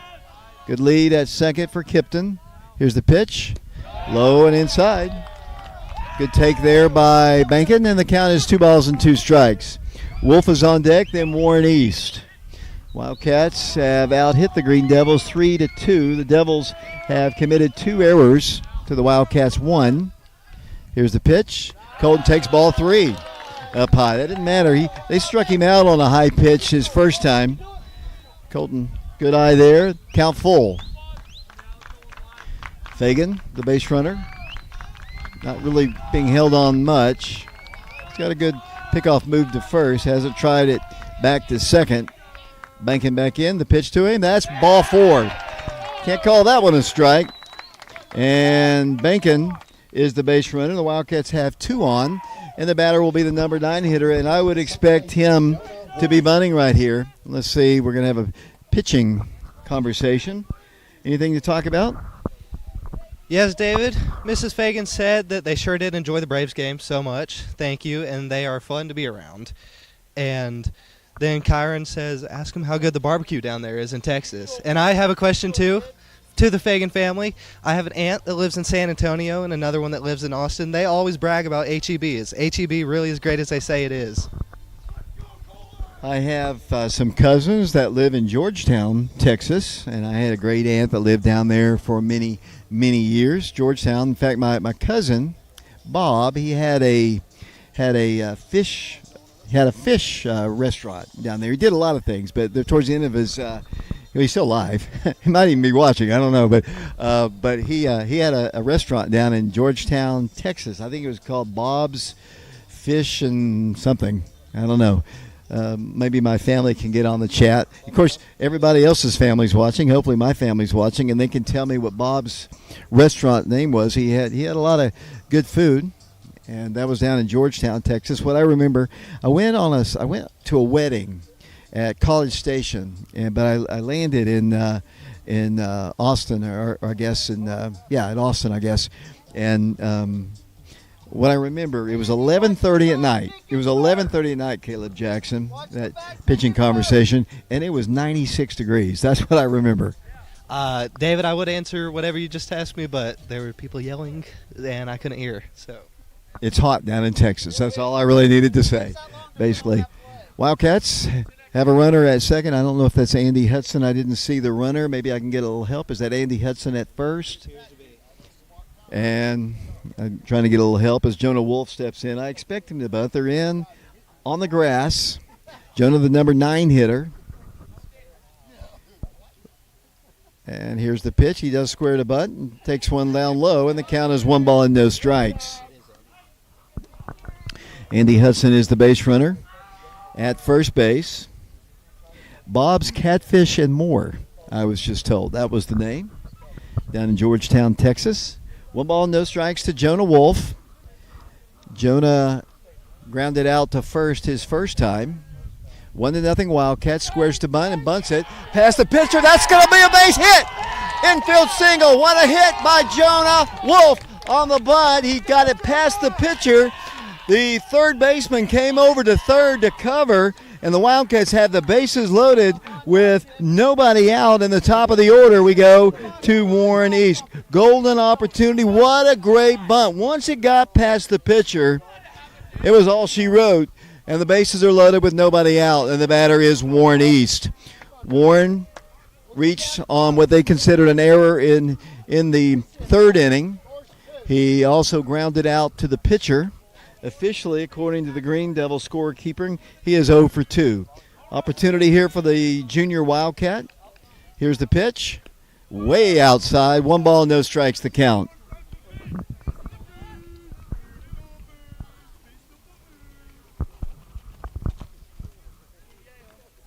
Parker Free is on deck for the Wildcats. Warren ahead in the count. 1-0 pitch. The pitch. There's a called strike at the knees. Evens the count at 1 ball and 1 strike. Beautiful day in Greeneville, like it always is. I love coming up here, to be honest with you. The road from the interstate to Greeneville is a pretty road, but it takes a while. There's a beautiful, you see the mountains in the background. You can't see it on the cameras. We don't really have a high vantage point. Timeout is asked for by Warren. Warren will be followed by Parker Free, then Mikey Teasley. Mikey had a double and scored the Wildcats' only run. Golden opportunity right here for Oak Ridge. They've out-hit them now 4-2. Pitch to Warren. There's a called strike at the knees. And the count now 1 ball and 2 strikes. Runner at third is Kipton Fagan. The runner at second, Andy Hudson. Runner at first is Jonah Wolf. Warren behind in the count, 1 ball and 2 strikes. Flag now blowing from right towards center field. Harmon comes to the plate. Hit on the ground into center field. Fielded, though, by the second baseman, but not before. It's an infield single and an RBI for Warren East, and the Wildcats now lead it by a score of 2-0. In to score the run is Kipton Fagan. And the Wildcats now lead it by a score of 2-0. The bases remain loaded, and the batter is Parker Free. Parker is 0 for 2 in the ball game, struck out and grounded out to first, and that's all she wrote for Mr. Harmon. Here comes the second visit, and we'll have a pitching change. We're live in Greeneville on our YouTube channel, Prep Radio, and we appreciate all of you watching our broadcast wherever you might be. And well, hopefully you'll join us in Kingsport tomorrow. As I mentioned, Kingsport, with all their great facilities and all that Eastman money, will not allow live streaming of their ball games except by them. And they only do home games. But they are allowing us. I'll give them a little credit. I don't want them to tell us that we, they don't like our hospitality. We don't have to come. But they are allowing us to stream the Elder ball game. They're out of Ohio. Good football program up in Ohio. As I give it, evidently Harmon's going to stay in the ball game, and Parker's going to bat with the bases loaded. As I mentioned, Parker is 0 for 2 in the ball game. Golden opportunity with the 2, 3, and 4 hitters with the bases loaded and nobody out in a 2-0 ball game.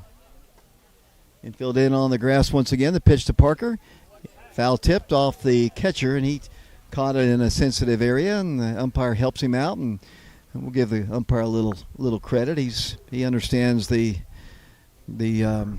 pain level that happens on a situation. Although, as I look to my right here, Caleb, I do see some darkening clouds, and we're kind of out in the middle of it. I know you got rained on a little bit in the Ray County ball game.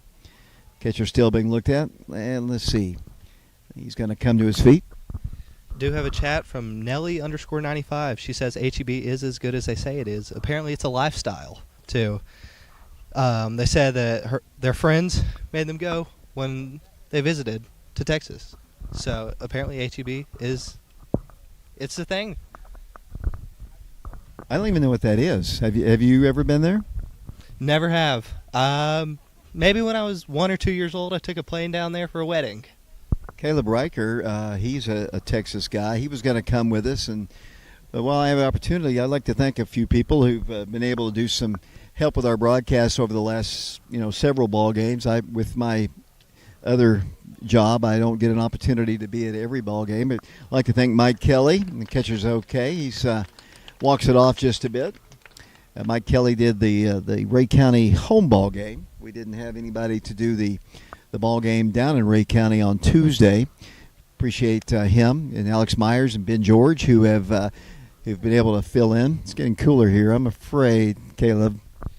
I am too, David, but we did just have more chats come in. The dad and stepmom of Coach Ball is watching from Kingsport, and Mrs. Fagan has responded to our HEB question. HEB is really a fantastic grocery store. Unfortunately, we do not have one in Amarillo. No balls and 1 strike to Parker.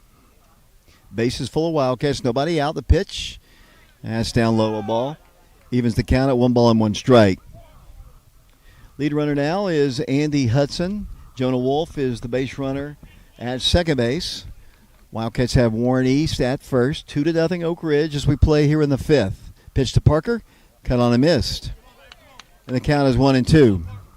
Parker struck out his first time. Grounded out to first. In the 3rd inning, he's 0 for 2. Harmon has the sign.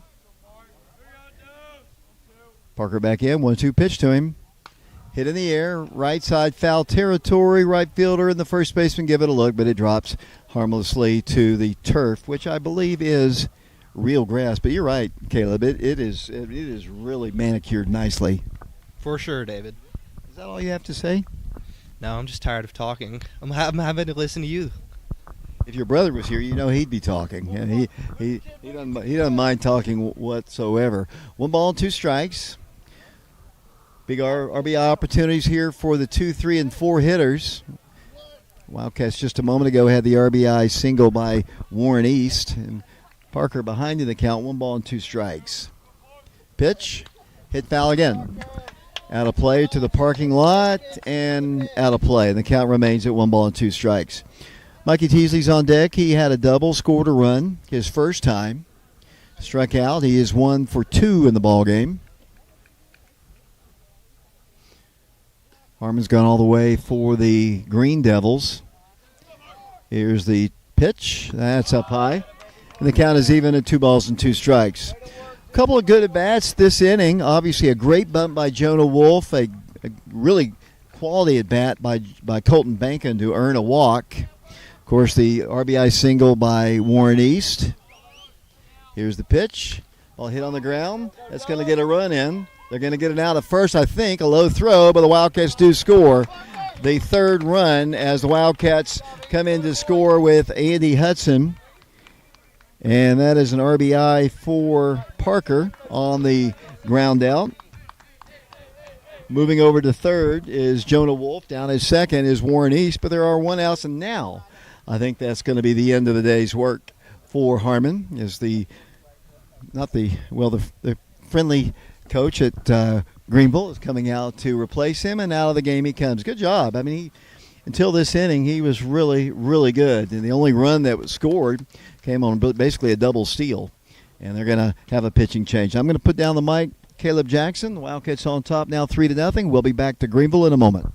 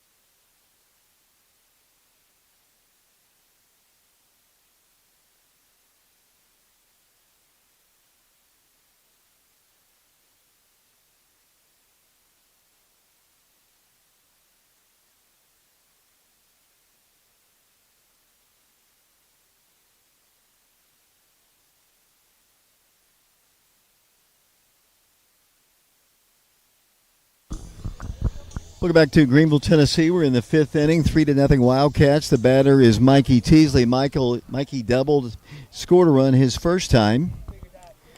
Struck out his last time, and they're going to intentionally walk him to load the bases for Joseph Webb, the Vanderbilt commit, who has a single and a stolen base to his credit. Struck out his last time. Bases are loaded again. The lead man is Jonah Wolf at second base. Warren East at third base is Jonah Wolf. Second base is Warren East, and first base is Mikey Teasley. Joe 1 for 2 in the ball game with an RBI. Well, actually with a stolen base. Came in on a stolen base, double steal basically. The pitch to Joe. Hit well, hit deep to left field. It's deep enough to get a run in. It's deep enough to get a grand slam. Grand slam. You walked him, you pay the price. A grand slam by Joseph Webb, and Oak Ridge now leads it by a score of 7-0 on the grand slam by Joseph Webb, and the Wildcats now lead it by a score of 7-0 here in the 5th inning. Unbelievable, David. Stepping to the plate, the left fielder, Carson Figueroa. They intentionally walked the Tennessee signee to get to the Vanderbilt signee, and the Vanderbilt signee made him pay on the grand slam. 7-0 Wildcats.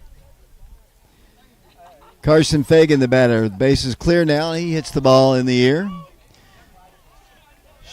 Shortstop behind the bag makes the play for out number 2. Go, Brooksy. Keep us going here. Keep us going here. Take a pitch,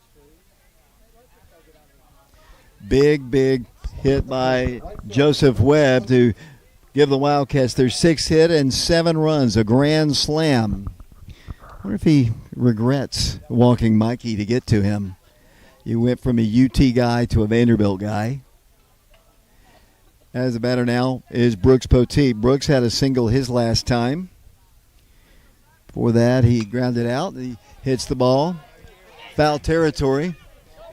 Over towards the Oak Ridge dugout. He makes the catch for out number 3. But the Wildcats score 6 times. The grand slam by Joseph Webb, and the Wildcats have broken it open here in the 5th. 7-0 Wildcats. We'll be back in a moment.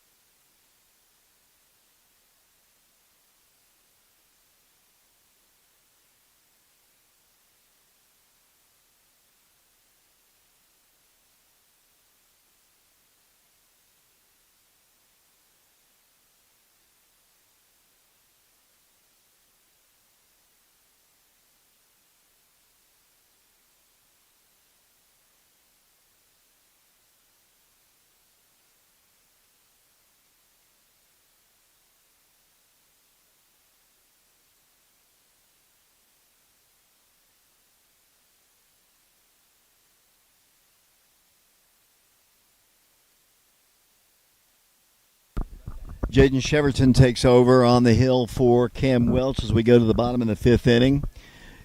The Wildcats on top 7-0. Cam Welch, very strong innings for the Wildcats, and in line to win his 4th ball game. We go, let's see, in their order, it's going to be Kane Ricker, the batter. Ricker bats from the right side, facing Jaden Cheverton, as I mentioned, takes over on the hill. He's a right-handed throwing sophomore, and his first pitch is a called strike at the belt. No balls and 1 strike. Grand slam by Joseph Webb. We appreciate all of you watching. I know it's Warren East's mother watching today on his birthday, and Jaden throws it back to the backstop, right towards our friends we met earlier before the game, streaming the ball game on the Greeneville side of things. Really nice guys. First guy we met wasn't too nice, but the next two guys we met were really nice. 1 ball, 1 strike. The pitch, low and outside, and the count is 2 balls and 1 strike. Ricker is the number 2 hitter in their lineup. He is 1 for 2 in the ball game, had a single, and flew out to Warren East. There's ball 2. Down low and outside, and the count is 3 balls and 1 strike. Parker walks a little about 1/4 of the way out towards the mound to give Jaden a little bit of encouragement. 3 balls, 1 strike. Pitch, hit foul. Back to the screen. We got a full count. 3 balls and 2 strikes. Looks like Joseph Webb still the first baseman. Jonah Wolf is the second baseman. Noah Wood, the shortstop. Mikey Teasley is at third. Jaden Cheverton, 3-2 pitch. Here it comes. Hit on the ground. Oh, a line drive. What a play by Jonah Wolf. A line drive. He went up to grab it, and Jonah makes the play for out number 1. The ball is hit right on the button. He skied just enough to pull it down on a nice play, and that is out number 1 here in the 5th inning. Tegan Begley is the batter. He was hit by a pitch his last time. Flew out to right field. He is officially 0 for 1 in the ballgame. Jaden's pitch right at the belt. Once again, nice pitch. A little different on cameras don't lie. 1 ball, no strikes. Pitch. That's outside. 2 balls and no strikes. You know he can hear me, Caleb, right? Yes, sir, David, I do. Does it embarrass you a little bit? No, I'm used to more embarrassment being around you. 2 balls and no strikes. That pitch is hit back to the screen. Am I worse in baseball or basketball? Which am I worse in? I would definitely say basketball. You knocked over a trash can trying to make a shot in basketball. Yes, I did. That was like game number 2 of the year. Back to action here. 1 out here in the 5th inning. 7-0 Wildcats. Jaden's pitch is down low, a ball. 3 balls and 1 strike. A little cooler here. The wind's blowing a little bit. It's got some dark clouds over towards the interstate area. Hopefully they'll miss us here by the mountains. 3 balls and 1 strike. There's a train going through town. We had to sit behind maybe the longest train. There's a called strike. Evens the count. Actually made his full count now. 3 balls and 2 strikes. One of the longest trains I think I've ever sat and watched. We were in Greeneville. We could have been set up 5 hours early if not for that train. 3 balls and 2 strikes. Jaden Cheverton comes to the plate. 3-2 pitch. Hit foul. Back to the string. And the count remains 3-2. Will Harmon is the scheduled hitter on deck for the Green Devils. They won the state championship a year ago with their 37-8 record. And good-looking team again this year. Greenville's just got some great sports programs. As we came in, you can see the sign when you come into Greenville. It says Titletown, Tennessee. And they're good in just about every sport. Years ago, they had some great South Green girls basketball teams. The football team is good. That ball's ripped deep to center field. Warren East looks up. It's off the wall. He feels it. Gets the ball in quickly. Going to be close. A head first slide, but it is a 1-out double. Ball hit off the green side way out into left center field, and that is a 1-out double. And the batter, I believe, will be Will Harmon. Will is, 0 for 2 in the ball game. He struck out looking by Cam Welch and also grounded out. See if we're going to have a runner coach in the third base coaching box. Our friend. Going to send a runner out to run. 7-0 Wildcats as the Wildcats have out-hit the Green Devils 6-3. Green Devils have made 2 errors to the 1. The Wildcats. Cam Welch started the ball game for the Wildcats. Pitched well, got out of a jam in his last inning. And Wildcats put 6 on the board in the top of this inning to give him an opportunity to win his 4th game of the year.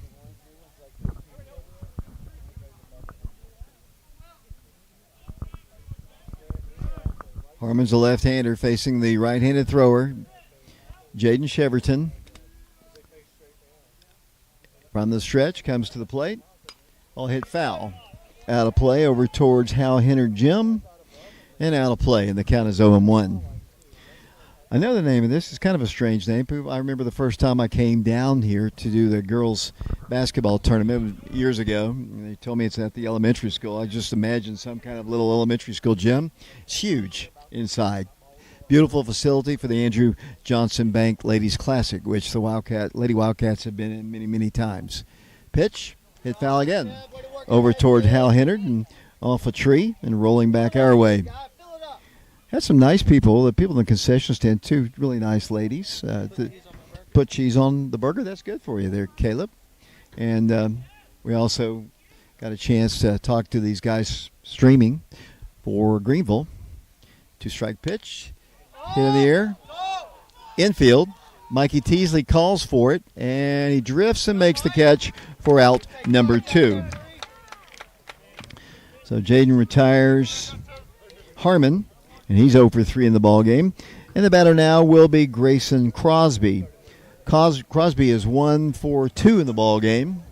Singled his last time. 7-0 Wildcats. The Green Devils trailing the Wildcats here in Greeneville, Tennessee. On this beautiful Thursday, the Wildcats heading to Kingsport tomorrow. I think the scheduled time for the first ball game is at 4:30 against the home team Indians, Dobbins Bennett High School.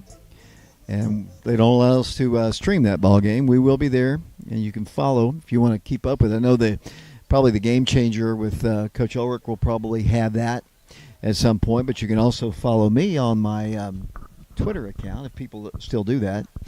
DC Cat Voice, at DC Cat Voice, DCCATVOICE. We try to put up the highlights of those. Caleb won't be making the trip. He'll be deep asleep, probably, on our way up to Kingsport. And then Johnson City will be the site of the Saturday morning ball game. We can stream that ball game and the night game in Kingsport tomorrow, but not that first game against Dobbins Bennett. You can ask them why. Send them emails. Look them up. Pitch, that's down low. Nice stop by Parker. Keeps the runner at second base, and the count is 1 ball and no strikes. When we go to the top of the 6th, it'll be Noah Wood, Colton Bankin, and Jonah Wolf. Can't get over that bunt that Jonah Wolf had for a single to start that inning, load the bases to kind of start things rolling for the Wildcats in the top of this inning. Pitch, cut on, foul tipped into the mid, and the count is 1 ball and 1 strike.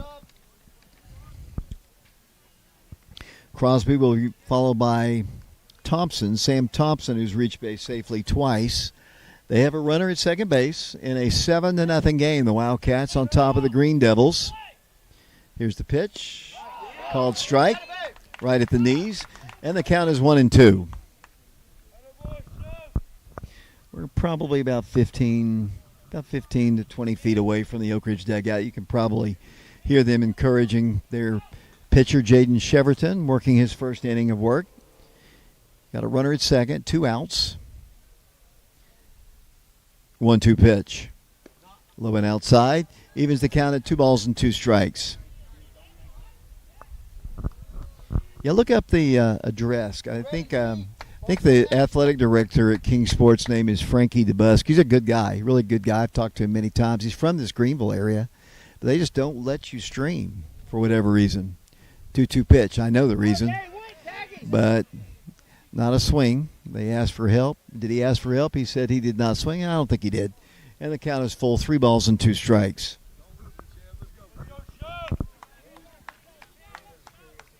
This is the number 5 hitter in their lineup. He'll be followed by the designated hitter. Jaden Cheverton gave up a double off the fence, but it has a couple pop outs. Well, actually, one was a line out. Good play by Jonah Wolf out at second. An easy pop out to Mikey Teasley. 3-2 pitch. Here it comes. Hit foul once again. Coming back over to our right and out of play. I know Mike Kelly is watching our broadcast, and I know he typically, when he's not broadcasting with us, he probably is going to ask if we're going to go to Powell's at some point. His favorite place to eat in the Upper East Tennessee. Mike Kelly's been known to drive up to Morristown, the closest Powell's, to eat, and we might take them in. They're a little off the beaten path for us here. 3-2 pitch. That's up high, ball 4. And the inning continues, and they've got runners at first and second. Here comes Coach Travis Free. Kind of a slow walk as he crosses the third base line, and he and Jaden Cheverton and the entire infield are about to meet. We appreciate the class of 1989 for being one of our sponsors. Isaiah Wilson is going to come into the ballgame to take over for Jaden Cheverton. But we do appreciate the class of 1989. They're a sponsor of our broadcasts and football, basketball, and baseball. Laura Lynn Green with State Farm Insurance, Sexton Automotive, Donnie Sharp with East Tennessee Spine and Sport, Todd Fox with the Fox Insurance Group, and of course the Fagan family. Do we have more conversations on our chat? A lot of chats going on tonight, David. Ricky Jones says hi. I don't know if that name rings a bell to you or not. And Sherry Webb, Joseph's grandmother, is watching. She says, "Go Cats." I do know Ricky Jones. He was a former Wildcat footballer back in the day. And Ricky, I did get your message, and I will eventually, when I slow down, I will respond to you. So thanks for always tuning in. He's one of our loyal guys. If we have a ball game, he's watching. I mean, he lives in Middle Tennessee, around the Nashville area, I do believe, but he's originally from Oak Ridge. But if it's football, basketball, baseball, it doesn't matter. Ricky Jones is a Wildcat fan, like everybody hopefully watching is. Definitely a loyal fan, David, based off what you're telling us right now. So more loyal fans to come, hopefully. My question is, with Miss Thompson listening to our broadcast here, did you skip school to come up to Greeneville today? Miss Thompson, if you're still watching, I checked out before fifth period and got to come with David, so please don't call me down to your office. I promise you I'm not doing anything wrong up here. Yeah, and he got the broadcast on. That's all that really matters. Isaiah Wilson will be our next pitcher. I'm going to put the mic down. They're playing some music. 7-0 Wildcats. We'll be back. Hopefully Isaiah can get this third out in the sixth. The Wildcats up 7-0. We'll be back in a, well, nope, we're going to keep it right here. Here comes the batter. And the batter is Sam Thompson. Thompson has been on base twice today, reached on a fielder's choice, and walked. So officially he's 0 for 1 with the walk. Isaiah Wilson, the pitcher, I believe he is a sophomore. Pitched a lot in the first part, and first pitch is lined to left field. That's a solid base hit. Carson fields it. So one pitch, and that's a single. And the bases are loaded. And the batter now will be Colton Smith. Colton was hit by a pitch and also struck out in the ballgame. Bases full of Green Devils. Wildcats put 6 on the board in the top of this inning. And Colton Smith's a big boy. He looks like he could put one out of here. Short dimensions to right field at 280 something. 285, 315 to left. Pitch is a called strike at the knees, and the count is 0-1. Those watching our stream, tell us what you think about these angles. Not sure exactly how we're going to do it in Kingsport or Johnson City. We've been there before. The pitch is ripped into center field, and they score another run. Carson comes up with it and comes up throwing. It's an RBI single. And in to score their first run is Begley, and the bases remain loaded.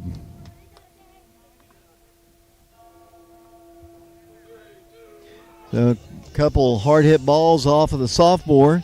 Bases are loaded, and it's a 7-1 ball game. And the batter now is Jacob Ward.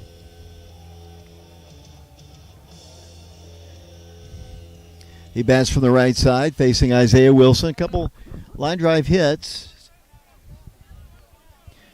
2 runs in. I believe it is 7-2. Is it not? Or is it scoreboard says 7-1? Did I miss something? Right-handed hitter against the right-handed throwing Wilson. The pitch. There's a strike. Quick throw down the first, and Joseph goes up high to sky to bring down that Parker free throw. Scoreboard says that was a strike. Isaiah works from the stretch. Cut on a miss. Bases are full of Green Devils. 7-1 or 7-2. We'll see in a moment I'm looking at my own scorebook, and I'm not sure myself. Isaiah checks the runner. Here's the pitch. Cut on, foul tip, caught by Parker Free, and that is a strikeout. And that is the third out of the inning. But the Green Devils do score. We go to the top of the sixth inning. On the scoreboard, it's 7-1. We'll be back to Greeneville in a moment.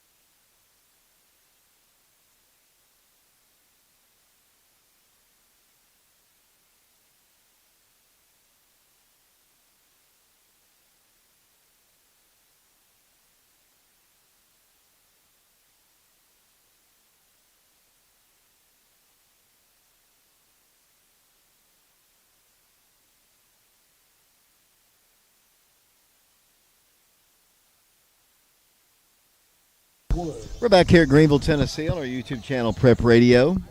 Wildcats on top 7-1. That is the correct score. It'll be Noah Wood leading things off. Noah reached on an error his second time and struck out looking.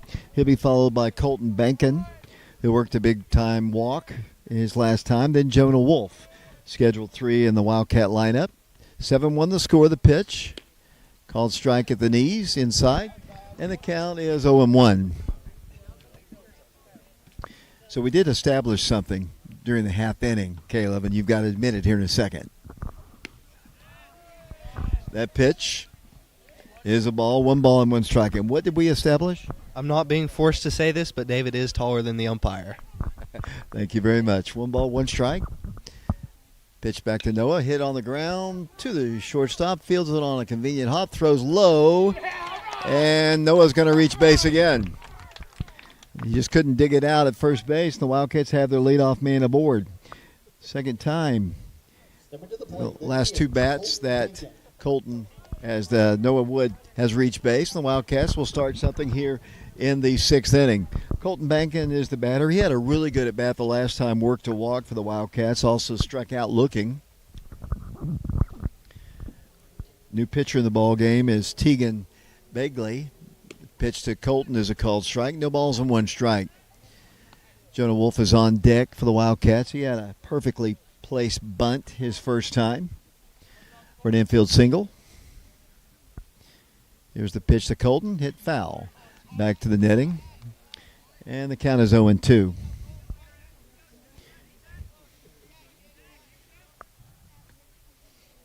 It's a really cool facility. It's got some age on it, but actually the bleachers and such kind of similar, honestly, to the West bleachers, but much better shape, to be honest with you. As the pitch to Colton is down low a ball. In fact, I thought the bleachers that we were in at West were going to fall apart, the concrete. Yeah, David, they were old for sure. It's kind of a similar, almost built the same way. Same distance between the concrete and the seats, but the seats are much better taken care of. It's a beautiful facility here in Greeneville. It's just about everything they have is. Colton takes a ball down low, and the count is even at 2 balls and 2 strikes. Haven't heard from Mike Sheehan today. Mike's always watching our broadcasts. He asked me today if we're going to be broadcasting some this weekend, and we are, with the exception of Dobbins Bennett. Sent him an email. Colton takes one outside, and runner's going to have a delayed steal. Didn't even pay attention to him, and an easy stolen base for Noah Wood. They didn't pay attention to him, and he just took off. So the Wildcats have a runner in scoring position with nobody out, and a 3-2 count on Colton Bankin. Teagan, third pitcher used by the Green Devils. The pitch, he's hit on the ground to the pitcher. Runner is going to advance to third, and it's a good at bat. Move the runner over, and Bankin is retired. Pitcher to first, and the batter now will be Jonah Wolf. Jonah, as I mentioned earlier, had a perfectly placed bunt. He was trying to move the runners over, but once the ball went past the pitcher, there was nobody to field it. It was an infield single, and that loaded the bases, and the Wildcats eventually were able to score 6 times in the 5th inning. That pitch is on the inside corner at the belt for a called strike, and the count is 0-1. Some grumbling here from the Cardinal and Gray side. No balls and 1 strike the count. Here's a pitch to Jonah. Hit in the air. That should be deep enough. Center fielder lost it. Now he finds it. And tagging and coming in to score, run number 8 on the RBI sacrifice fly is Jonah Wolf. So Jonah, sacrifice fly and an RBI for Wolf, and the Wildcats get that run back and now lead at 8-1. In the score, the run was Noah Wood. The center fielder, Warren East. Warren East is the batter. Warren had an RBI single his last time, reached and stole a base in the 3rd inning and grounded out to the pitcher. We're in the top half of the 6th inning here in Greeneville. 8-1 Wildcats. Pitch to Warren. He squares to bunt. Bunted and fields it by the 3rd baseman, and once again he throws it low, but this time he is out. But the Wildcats get that run back. We go to the bottom half of the 6th inning in Greeneville. The Wildcats on top, 8-1. We'll be back to Greeneville, maybe with some chat talk in a moment.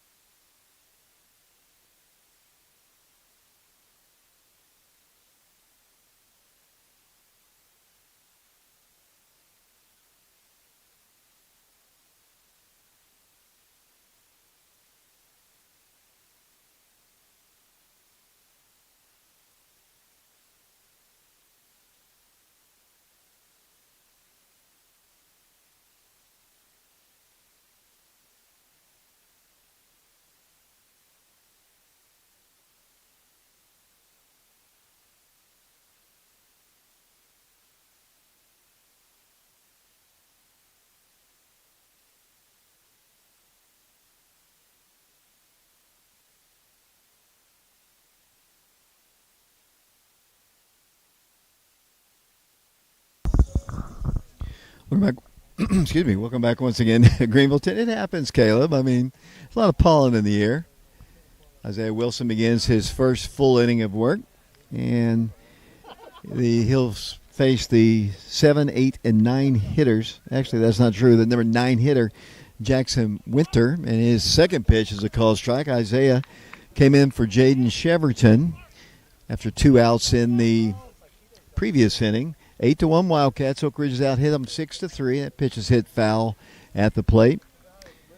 Maddox Bishop, then Kane Ricker, the scheduled hitters here in the 6th. In an 8-1 ball game with the Wildcats on top. Just a little bit of warning. If we do get some rain, we will. Oh, pretty pitch there. Not exactly sure where that was. Maybe a little low, maybe a little outside. 1 ball, 2 strikes. Isaiah comes in. Another good-looking pitch, perhaps a little outside. And the count is 2 balls and 2 strikes. Caleb Jackson, our technical person here today, camera guy. Dylan Woody, our technical advisor. 2-2 pitch, hit in the air. Softly right field. Joseph Webb back on it, but it's going to be Jonah Wolf who makes the catch in shallow right field for out number 1.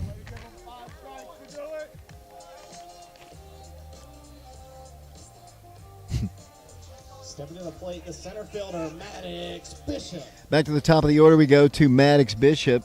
Maddox is 0 for 3 in the ball game. Flew out to Carson Fagan in the first, flew out to Warren East in the third, and popped out to Mikey Teasley in the last inning. 8-1 Wildcats as the Green Devils bat in the 6th inning. One thing I was going to say here, if we do get some rain, since we are exposed completely out here, we would have to suspend our stream to save our equipment, and we wouldn't.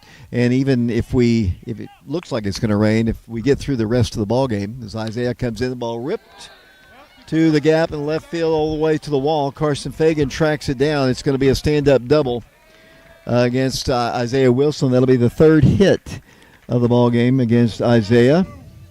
First hit of the game for Maddox Bishop.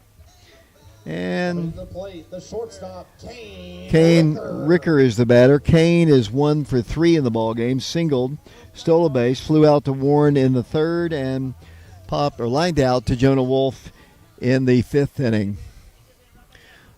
1 out in the bottom of the 6th. Come back to my point in a moment. Runner at second. 1 out double. Isaiah has the sign from Parker. The pitch is a fastball a little bit outside and low, I guess, and the count is 1-0.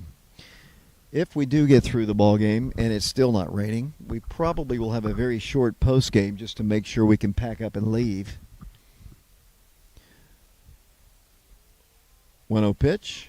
That's down low, bounces away. Parker has to track it down. It goes bouncing up the line, and they've got a runner now at third.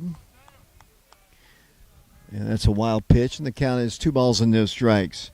Number 2 hitter in their lineup. He'll be followed by the pitcher, Begley, who is in this ball game, has been on base twice, was walked and is hit by a pitch. He's on deck. We're at third in an 8-1 ball game with the Wildcats on top. Sophomore Wilson comes to the plate. 2-0 pitch. That's high and outside. And the count is 3 balls and no strikes. I see Coach Ball pacing, wandering over and having words with the head coach of the Wildcats. That pitch is inside, nowhere close, and that is ball 4. So they've got him on the corners now with 1 out. And there's somebody warming up in the Oak Ridge bullpen. I cannot see. I'm kind of shielded by the Oak Ridge dugout to our left. Cam Welch started the ball game. Pitched very solid shutout innings, 4 innings. Very solid effort. Worked out of a couple jams. Let's see what they're.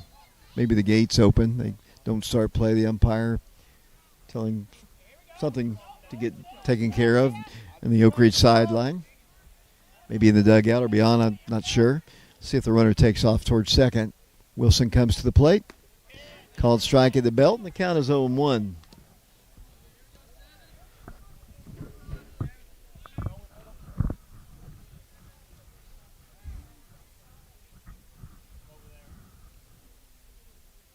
No balls and 1 strike. Wilson comes from the stretch. The pitch, that's low. Good stop again by Parker Free. Keep him from going back to the backstop. Wildcats will play 2 tomorrow beginning at 4:30 at Kingsport Dobbins Bennett. The field's located at the high school. It's kind of a half facility with a football field and the baseball field. Anybody who's been up there before. 1 ball, 1 strike. The pitch, foul. Back to the screen, and the count is 1 ball and 2 strikes. Caleb Jackson is our technical guy today. We had a lot of help from Dylan Woody. He was a little under the weather today. The crew tomorrow will be Preston Fetters along with Oliver Poggle. And the question is, we have to leave early. Will they be excused? Who is their principal? They're both freshmen, I guess? That pitch look good. Guess not. 2 balls and 2 strikes. Who is the freshman principal? I believe it's Mr. Williams, David. Okay. Miss Thompson, maybe you can pass that along. Don't get him in trouble, though. We need him. 2 balls and 2 strikes. Isaiah comes to the plate. Cut on and missed. And that's the strikeout. And that is out number 2. And that's going to be it, I believe, for Isaiah Wilson. He does get the strikeout in the second out, and we're going to have a pitching change. Anything to talk about here, or I'll just take a break. We are live here in Greeneville, Tennessee. Wildcats are going to switch out, and we're going to get a new pitcher into the ball game, and we'll see who that's going to be. The Wildcats are going to bring into the ball game, looks like Tri Sharp. Tri Sharp is going to come in and pitch for the Wildcats. We'll take a quick break. We'll be back to Greeneville. Wildcats on top 8-1. The Green Devils have them on the corners. We'll be back in a moment.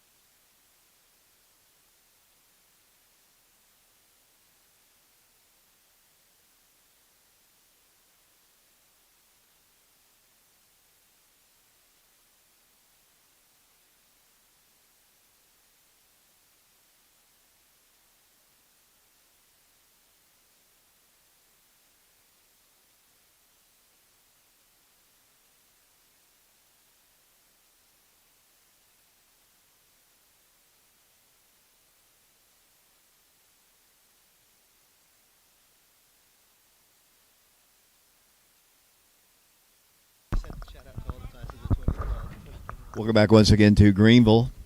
Tri Sharp steps in, the side-throwing senior. 2 outs, runners on the corners. The pitch, a little outside to the lefty, and the count is 1-0. Trice comes in. Trice got a lot of relief appearances a year ago. He faces the number 4 hitter in their lineup. The pitch to him is a called strike. Takes a little while to get used to his delivery. Takes a little bit to get used to his shoes as well, as they're very bright. 1 ball, 1 strike, runners on the corners, 2 outs here in the 6th. The pitch hit foul. Coming back our way and out of play. And tracked down by a young lady.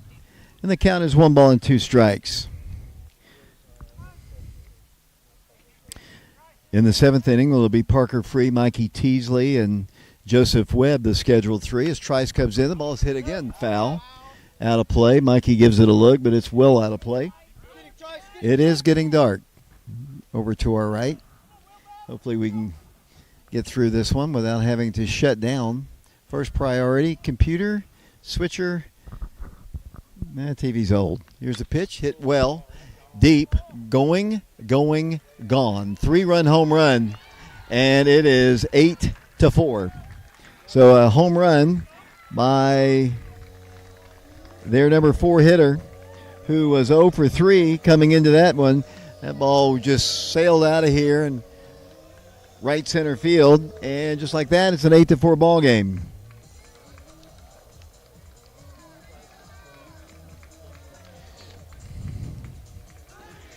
And the batter now will be Grayson Crosby. Crosby's in on base twice. He singled and walked and flew out to right field. 8-4 our score, the Wildcats and the Green Devils.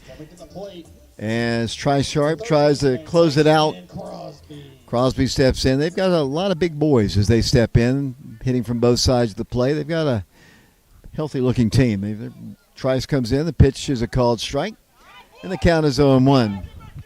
I know the Mallet family probably watching back in Oak Ridge. Trice pitch. 1-strike pitch. Here it comes from Trice. Hit softly into right field. That's going to be another hit. So inning continues. That's the second hit. Wildcat relievers have given up the runs. Cam Welch pitched some shutout innings. And now Sam Thompson, the batter. Thompson's been on base all 3 times, reached on a fielder's choice. He walked and singled. Tries trying to get out of trouble. Pitch is hit on the ground. This should do it. Jonah Wolf fields it cleanly and throws on the first in time for out number 3. But the Green Devils score 3 times. We go to the 7th inning. Oak Ridge on top 8-4. We'll be back to Greeneville in a moment.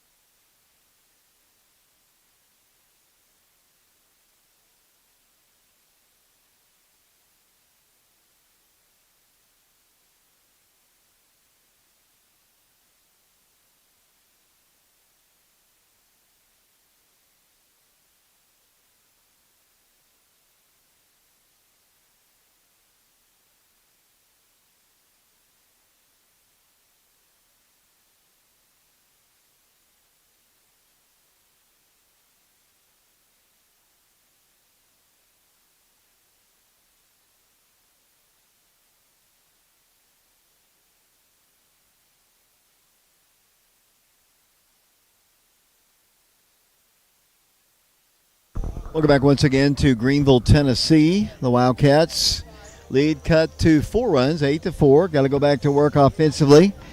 It'll be the 2, 3, and 4 hitters in Coach Travis Free's lineup. Parker Free, Mikey Teasley, and Joseph Webb. Pitch is hit foul by Parker up the first base line. He runs it out, but it's going to stay foul, and the count is 0-1. Parker had an RBI ground out his last time. He grounded out to first. See Coach Free kind of giving it to his son. He's told me many times he's harder on Parker than he is on anybody else. And that is an example of that. Just fatherly love. 1-strike pitch. Strike 2 called. It is getting dark, Caleb. It is getting dark. It's getting a little scary out here, David. I'm scared for all of our stuff. That's what I'm more concerned about, honestly. 2-strike pitch hit on the ground to the shortstop. Backs up on it. He throws in time for the out, and Parker is retired. My guess is we will not have a post-game show. We just need nothing personal to these guys. I want them to score about 30 runs here, but we don't have time. It is getting dark as Parker grounds out. And the batter now is Mikey Teasley. Mikey walked his last time. He struck out and doubled and scored a run. And bats here in the 7th inning in an 8-4 ball game. The pitch, there's a called strike at the knees. And the count is 0-1. Joseph Webb is on deck. I would assume we might see Carson Fagan come in to pitch in the bottom of the 7th inning. Try to nail down the win. Foul tipped into the mid, and the count is 0-2.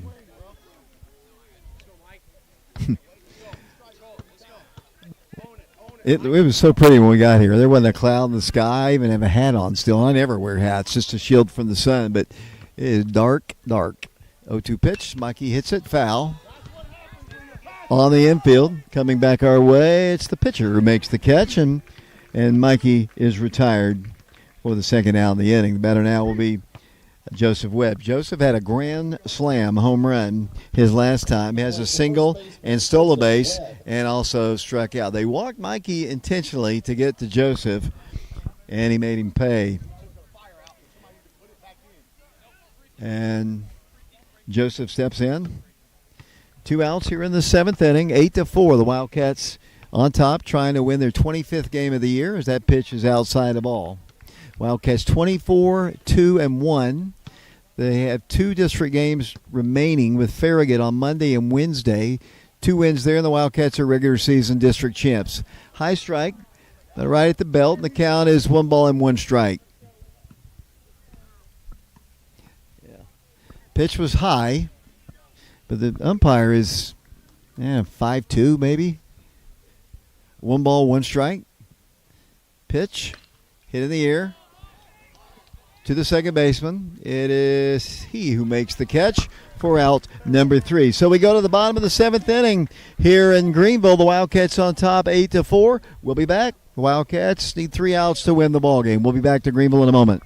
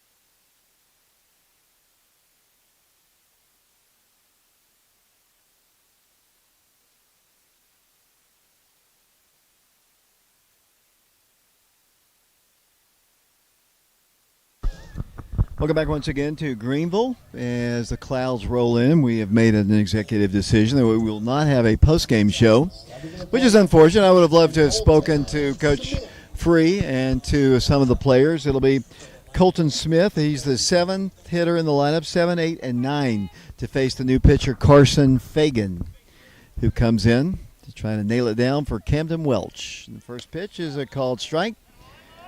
Colton Smith, let's see, hit by a pitch. Singled, struck out. He is 1-4-2. That pitch is down low. Carson throwing BBs. Wildcats obviously have a new left fielder. Looking around the infield, it's still Teasley at third. Wood is the shortstop. Jonah Wolf at second. Joe Webb, the pitch is down low, a ball. Back to the backstop. 2 balls and 1 strike. The decision has been made. No post game. Caleb, do you agree? Yeah, I do. I'm scared for all the stuff, but it's going to be okay. We're going to make it through the game, and then we'll go home. Now let's get Carson 1, 2, 3 and nail him down here. Carson comes in, pitch, cut on a miss. Just blew him away with some high heat. And the count is 1-2. Scheduled hitter is the pitcher. Here's the 1-2 pitch. Oh, look good. Right at the knees. He squeezed the strike zone most of the night. And the count is 2 balls and 2 strikes. That's what you get when you go on the road. I mean, it's the way it is. You can't complain. Hopefully we get the same treatment at our place. He heard somebody behind him. He turned around. It wasn't me this time. 2 balls and 2 strikes. Carson comes to the plate. 2-2 pitch.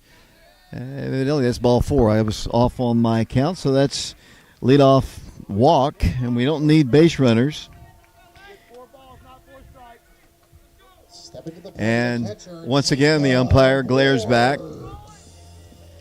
And he has not been a good umpire, to be honest with you, balls and strikes. Been very inconsistent. And anybody who knows me, I tend to go against officials, but his strike zone has been very inconsistent. But there's a called strike, and the count is 0-1. It's number 8 hitter in their lineup.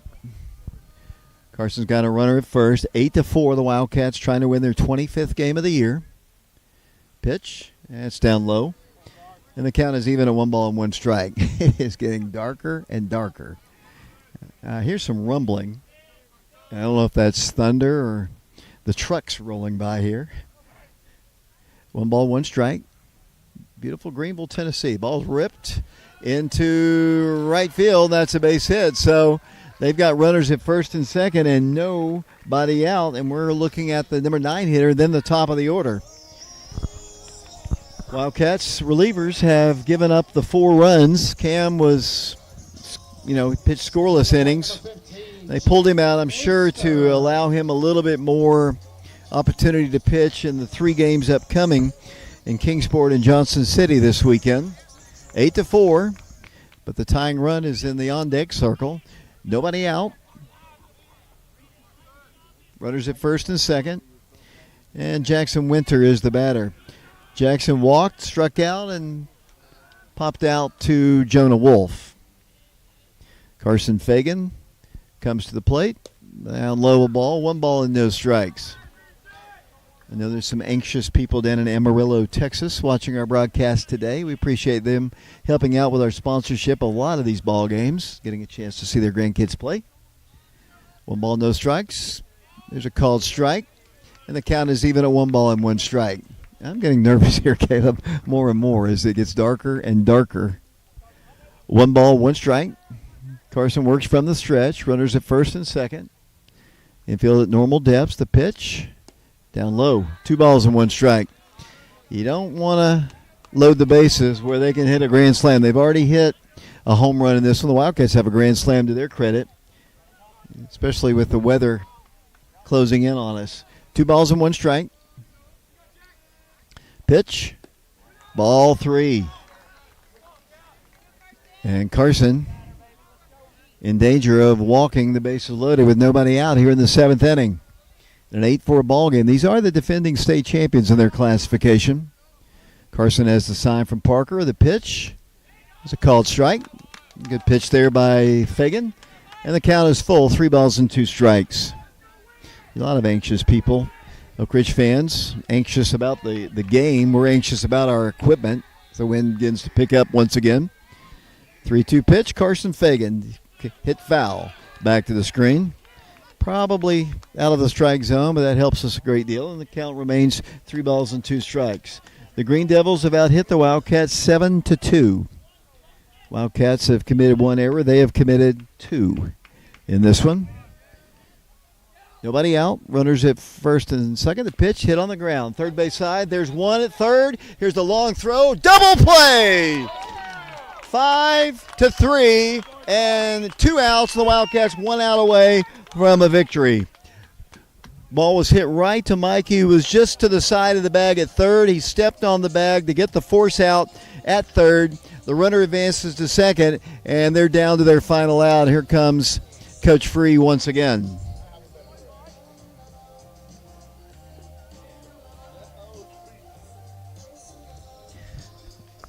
We don't need any long speeches out on the mound. We need to get out of here before the deluge begins here in Greeneville. Right in the shadows of the Hal Henner Gym in Greeneville, Tennessee. Like I said, I'm not joking here, Caleb Jackson, I have probably called 100 ball games in that gym right behind us. Yes, 100 at least.